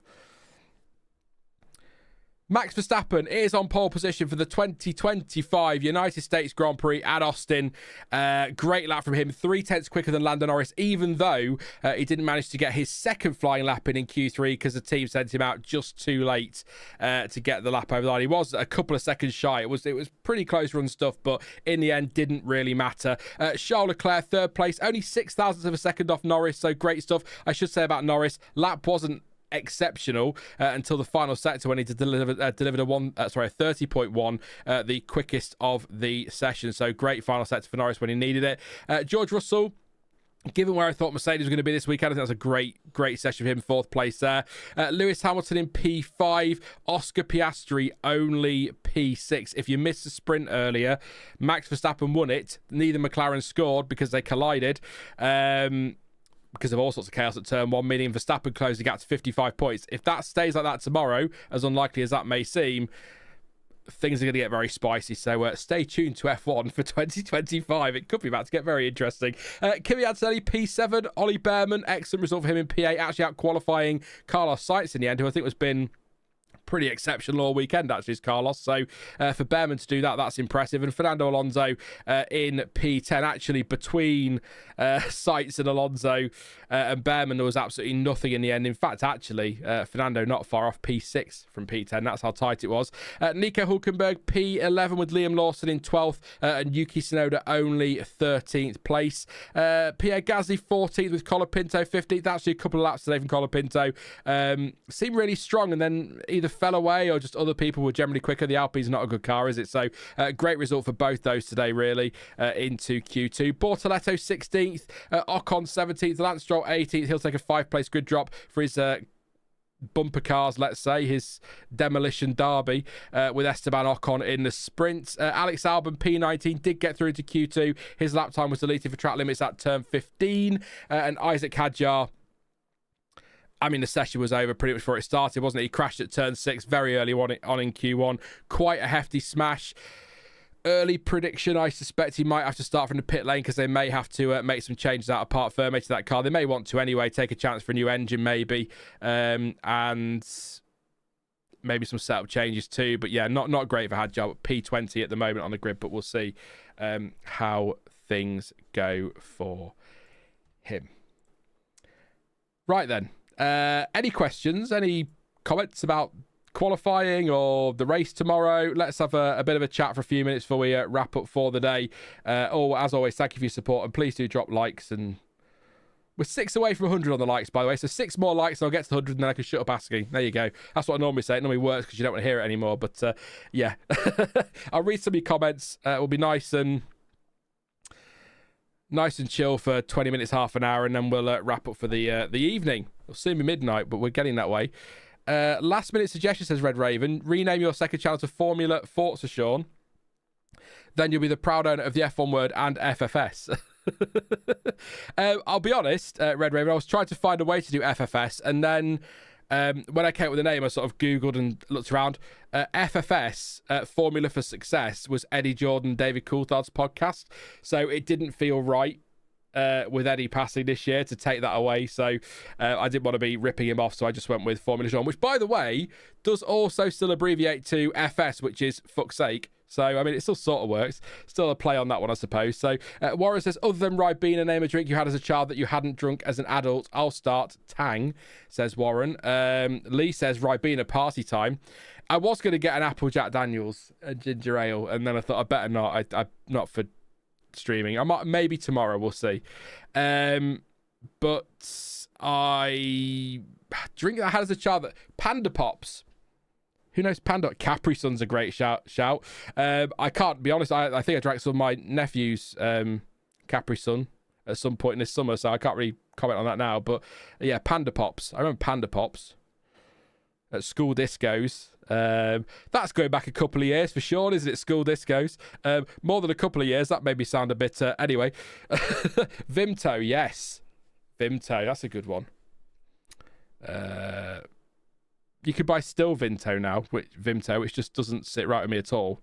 Vimto's supposed to be fizzy. That's kind of the point, isn't it? I'm going to go out on a limb, says Sad Mariners fan who's not from Grimsby, and put the tinfoil hat on and say there was no repercussions inside McLaren, which is why Oscar took matters into his own hands. Neelish says Hadjar is showing that Red Bull doesn't drop Tsunoda 3 races early this quali sesh. Good point. Yeah, make sure that... not quite ready, guys. Not quite ready, guys. Remember ice pops, the juice in tubes you froze, says Fudd. The long ones... I've got a box of them in the freezer downstairs that I didn't eat over the summer. I bought them because I think they're in like an Iceland or something like 49p for 50 or something stupid like that. I was like, they could be handy for the summer, and I didn't eat them. So maybe I'll have them on Christmas Day. Ice pops on Christmas Day. How did we get here? Right, Bina, didn't we? Anyway, yes. Let's talk about qualifying, the race tomorrow. We have got a Max Verstappen pole position. Norris second and Leclerc third. It is supposed to be... I believe a little bit cooler tomorrow, and I'm basing this solely on my preview from Thursday, which I recorded on Wednesday, so that's probably already out of date. But I think it's supposed to be a little bit cooler tomorrow, which might just bring... I'm trying to find it now. The weather prediction or weather forecast. Yeah, 3 or 4 degrees cooler tomorrow, which might make a difference for Mercedes, but Mercedes have been competitive in the heat lately, so maybe that's not an issue anymore. But yeah, hopefully that's going to mix things up tomorrow. So no chance of rain, by the way. I think there was a 15% chance around midday today and it didn't rain, so no chance of any rain. So that's a shame if you like your drama, but probably good if you're not really bothered by the rain. I did see actually though, when I was getting ready for the Mexico preview next week and started to prep for that, the forecast yesterday was for rain next weekend in Mexico, but with the caveat that that's a whole week away yet, so we'll see. But yeah, that's going to be a lot of fun. Yes, pence. Yeah, 59 pence, sorry. 59 Great British pennies. There you go. 6 degrees cooler, apparently, according to Martin Brothers, says Pascal, so that's even more than I thought. So that could be interesting. But yeah, no, I think that's a good grid. That's quite tricky.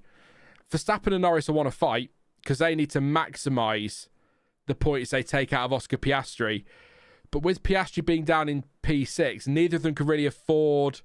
Maybe Max can afford to take more of a risk than Lando, but Lando doesn't want to go sticking his nose in somewhere there, does he? And completely ruining his chances with his championship rival further down the grid and Max Verstappen potentially on for the win, if that's where we end up tomorrow. So it's going to be interesting between those two because they're both going to have to fight. They both have to take some risks, but if Oscar's having a bad weekend, you need to maximise the points you get. So it might open the door for a Leclerc or a Russell is the point I'm making, especially if they collide. It might open the door for a lot of drivers, but who knows? Who knows? At least they've separated Norris, Piastri, Hulkenberg, and not quite Alonso because he's just ahead of Hulkenberg there, but that's good. I think it should be good. I think it should be a good race tomorrow. I'm not going to try and oversell it. I remember Singapore, we got very excited, didn't we? And Baku, and they were both... I mean, Baku was all right, but Singapore was a bit flat, so I won't try and overhype it, but I'm looking forward to it. But if you're new to the channel, if you're not, you'll know this, but I say that about every race because I just love my motor racing. So it could be the most boring grid you've ever seen, and I'll still be like, yeah, racing! Judging by the grass, they need some rain over there, says Big Man Patty. And I think somebody said, there we go, Sad Mariners fan, it hasn't rained in almost 2 months here. That's in San Antonio and Austin. So there you go. Yeah, Singapore. There you go. Don't apologise for bad puns, Red Raven. This channel's built on sarcasm, dad jokes, and bad puns and tyre talk. It's all we've got. I think we need another wet race like Spa 98. Says farting golf balls. Would they let them race in those conditions? That's the thing. Charles is due for a podium, says CPB. When was the last... Do you know, somehow every stream you lot have me on Wikipedia in some way. Let's have a look. When was the last Ferrari podium? Was Leclerc in Belgium, is that right? Yeah, Leclerc in Spa was the last podium for Ferrari. Oh dear. I mean, look, as a Ferrari fan, I'm very happy actually with that qualifying result, full stop, because based on how things went in sprint quali, it was not looking good at all this weekend. So actually, probably in better shape than the team was there in the weekend. So that little change, maybe the testing, if you like, in the sprint race, and also the change they could make between sessions has really helped them out, and maybe even the wind directions changed and has helped. So good to see them up there, because there was that point yesterday sprint quali. I was sat downstairs watching it, and I was just like, why are we at a position here where, and it felt like at the time where it was either Leclerc out in Q2 or Hamilton. Eventually they both got a lap in, but it was a bit squeaky bum time. So yeah, Belgium was the last time that we had a Ferrari podium, so it's not been a good year, has it?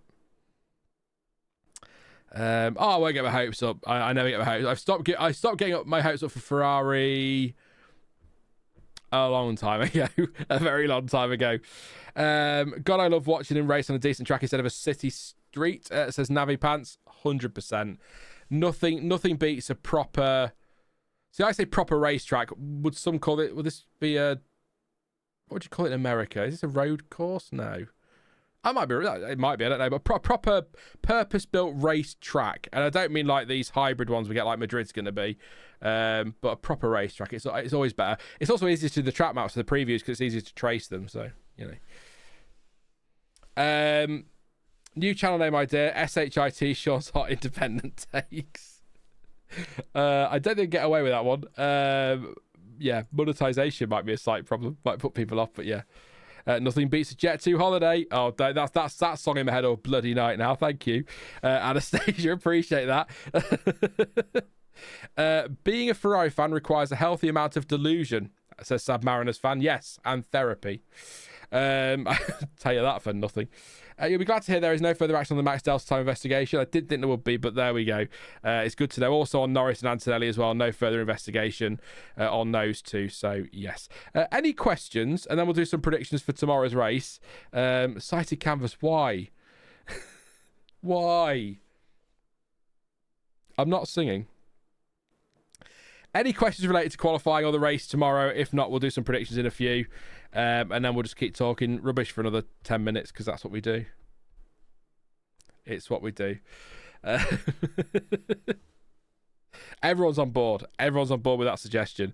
I'll have to check. I'll have to get Lewis to redo the thumbnails, won't I? When we get a run through the model cars in the background, maybe in the winter, Max. Maybe I'll record. Maybe I'll film something and do insert it into a Christmas stream. It's Christmas special stream or something. If we're going to do a silly one of them, which a couple of you said you want to see, so maybe we'll do that. See if we get John T on, and we'll just have a couple of beers and I'll put a Santa hat on or something. I don't know. We'll talk about F1 history, and then we'll be like, it's a Christmas special. What makes it a Christmas special? There'll be some snow on the overlay, and I'll wear a Santa hat. All right, and that'll do. Maybe put some tinsel on the shelves or something. You think Piastri can get a podium, or do the Ferraris hold him off, says Sad Mariners fan? Good question. I think Piastri can get a podium from there. Of the 4 cars between Norris to Piastri, so Leclerc, Russell, Hamilton and Piastri, I have more faith in Russell or Piastri getting top 3 than Leclerc or Hamilton, frankly. And I think Piastri could bank P4, and if his 2 rivals are 1 and 2, whatever order, then it's damage limitation from there. But I think he might have to take a couple of risks and try and get P3. But I think he can get the podium from there. Definitely. He's just got to keep it cool. Turn 1's tough, though. We saw this morning, Turn 1, a lot of cars trying to get in that space, so many different lines on the entry. Things happen, so he just needs to keep it clean through there, definitely. Do you think Oscar is starting to get a bit nervous as Rapide?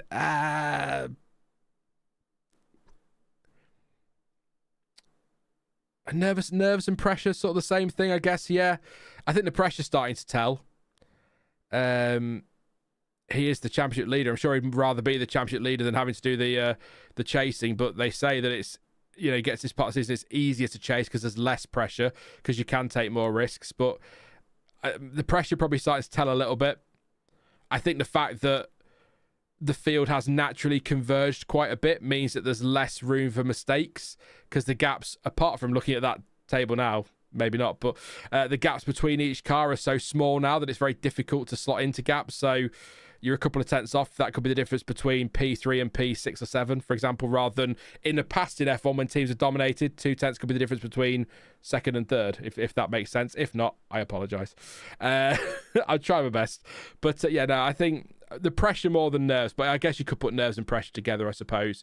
But I kind of feel like both McLaren drivers, I think they're both feeling the pressure, but in different ways. Norris is feeling the pressure because Max Verstappen's now in the fight and he's taking points away from them and time's running out to catch Piastri. And Piastri's feeling the pressure because he's got his teammate breathing down his neck and now Max Verstappen threatening him. So, I think...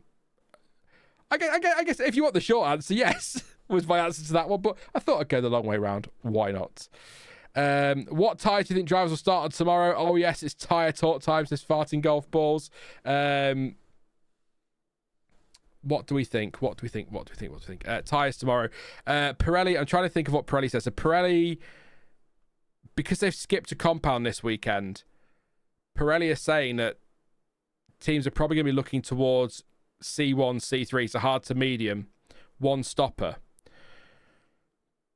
But they said pre-weekend that if they do want to go with a C3, C4 strategy, it's almost certainly going to be a two-stopper.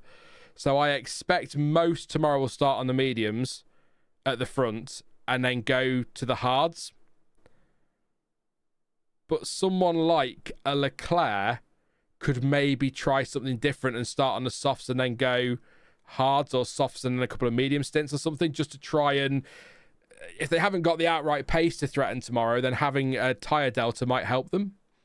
So that could be, I think someone like a Leclerc could take that risk, or even a Russell, you could say, actually thinking about it. But I'm expecting a lot of medium, a lot of yellow on that tower tomorrow for sure. Take care, Salt. See you tomorrow, mate. Have a good one. Thanks for joining us today. I will. Right, now can I do this? I bet I can't. I bet I can't. Sorry, I'm making random noises at you, but I'm just trying to work out. No, I can't find the Pirelli thing. There was a Pirelli thing that was explaining tyres earlier, and I can't bloody find it now.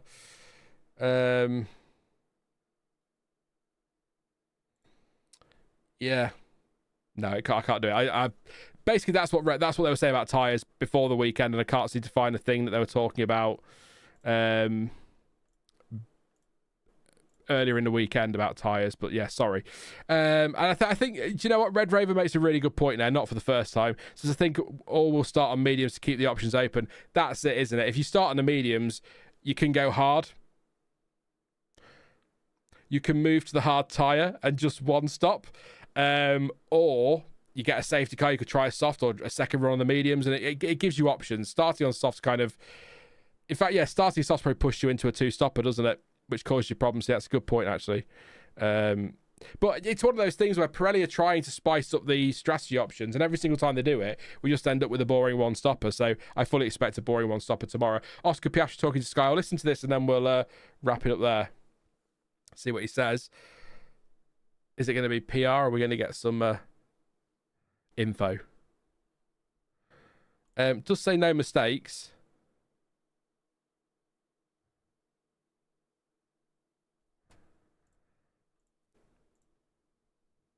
Nothing, really. Was honestly a battle, I think he said there. So no mistakes or anything, just not really the speed there by the sounds of it. So it was on new tyres and everything, so nothing going on there.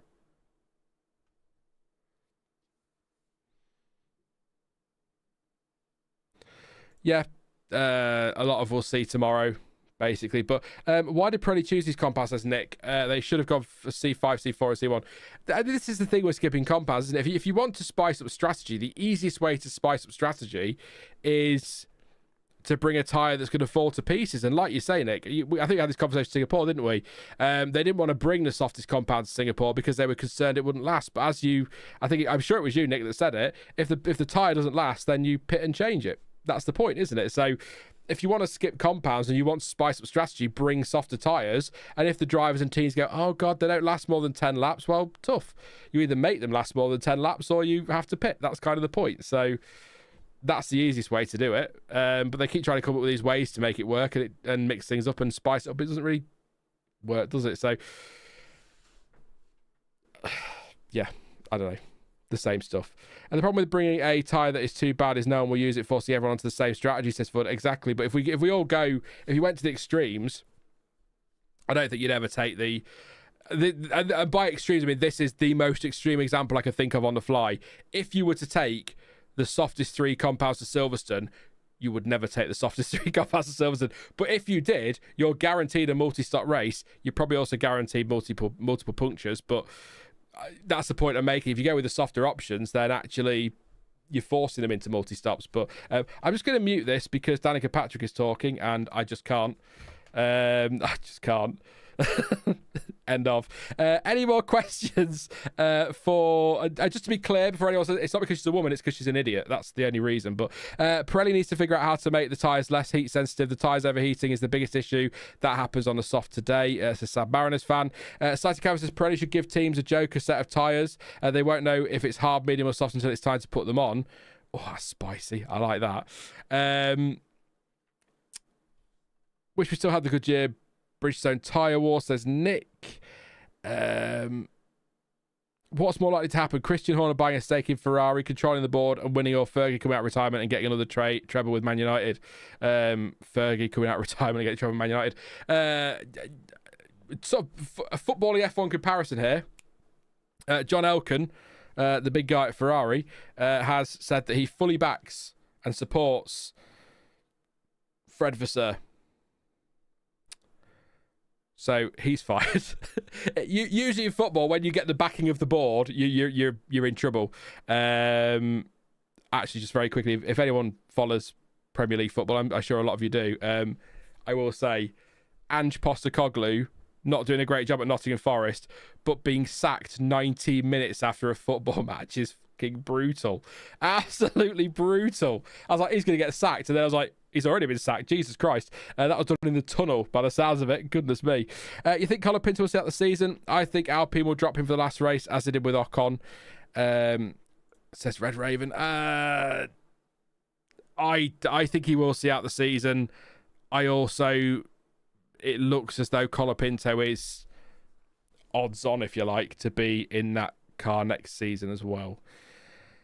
I think in his defence, whilst he's not been great, this last few run of races, he's definitely closer to Gasly. He's been beating him as well. He's not scoring points, but he has been beating Gasly. And I think internally at the team, they are much happier with him now than they were, say, 6, 7, 8 races ago. So I think he's got a very good shot of being in that car next year. So I don't think they'll drop him for the end of the season.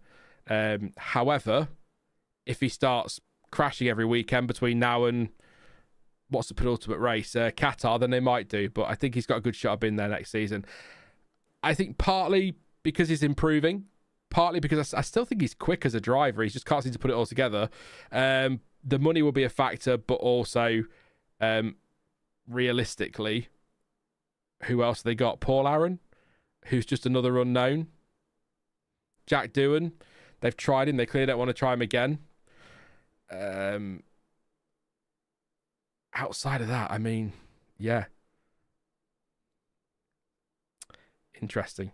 Why are they still Alpine, says CPB? I don't know. They've got Mercedes power next year and they're still going to be Alpine. But I suppose sports cars can have different manufacturers' engines, can't they? It doesn't have to have a Renault engine in it to be, yeah, I suppose. But anyway. Who said Doohan wouldn't be doing this tough if he had this much time in the car? Doing this though. Yeah, no, I agree with you. I completely agree with you, Sad Mariners fan. If Colapinto's improved, Doohan might have done the same, but I don't think Flavio Briatore ever wanted Doohan in that car. So yeah.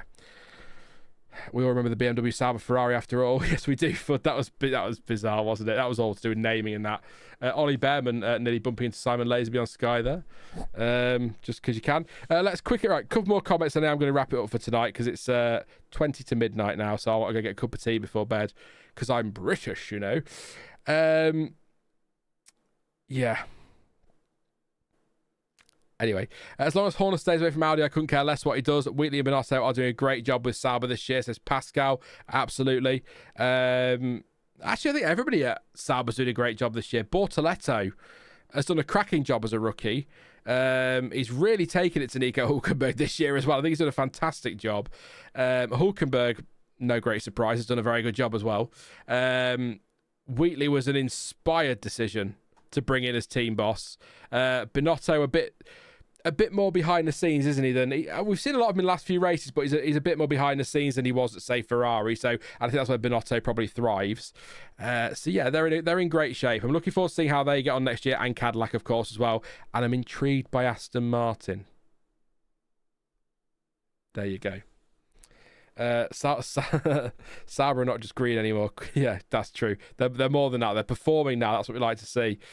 Bortoletto has the feel of a long-term driver, a Hulkenberg, if you will, hopefully with more success as FUD. That's a great shout, actually. Yeah, like not in a negative way. I don't mean this to be this isn't a bad thing, but like as a really strong midfield driver who has a very, very long career. I totally get what you mean. Yeah, Horner should start a new team, a team for the new Formula, Sean. You're all right. I'll just run it myself. It's fine. I'm sure. What could possibly go wrong? What's the front wing?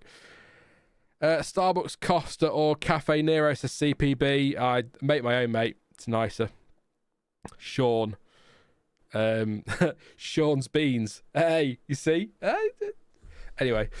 How many times will Sky Broadcast mention Papaya rules this weekend? 162 already, probably.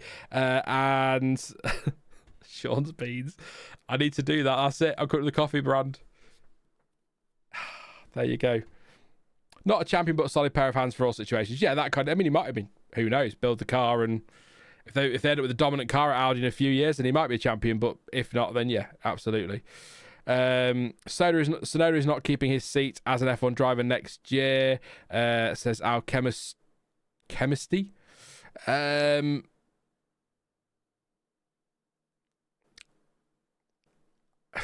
I'd be surprised, to be honest. He might get another shot at Racing Bulls, but it doesn't feel like it feels like Hadjar to Red Bull next year is done, doesn't it? Really. So, Sean's Beans, it's all over before your second sip. We had taglines and everything. That's it now. Forget the second channel. I'm going to start a coffee company called Sean's Beans. Anyway, I love you a lot. Let's end it there then for tonight. I will be back tomorrow at 7:30 p.m. BST ish for the race watch along. The race, of course, getting started at 8 p.m. UK time, a little bit earlier than this one, so I'll be slightly less insane, but still pretty insane. Exactly. Red River says we are actively falling apart. Time to wrap up. Absolutely that.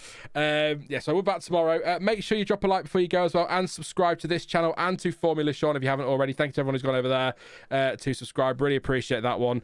There will be content up there soon. It's not going to be 6 months down the line. There will be stuff soon. So looking forward to that. And there will still be stuff on the F1 world as well. I need to keep reiterating that is not replacing this. They're going to work side by side. They're going to be best brothers. They're going to be brothers, best friends. There you go. That's it, really. I think I just sign off now with my usual line. So, but as ever, thank you for watching. I've been Sean. This has been the F1 Word. And until next time, goodbye.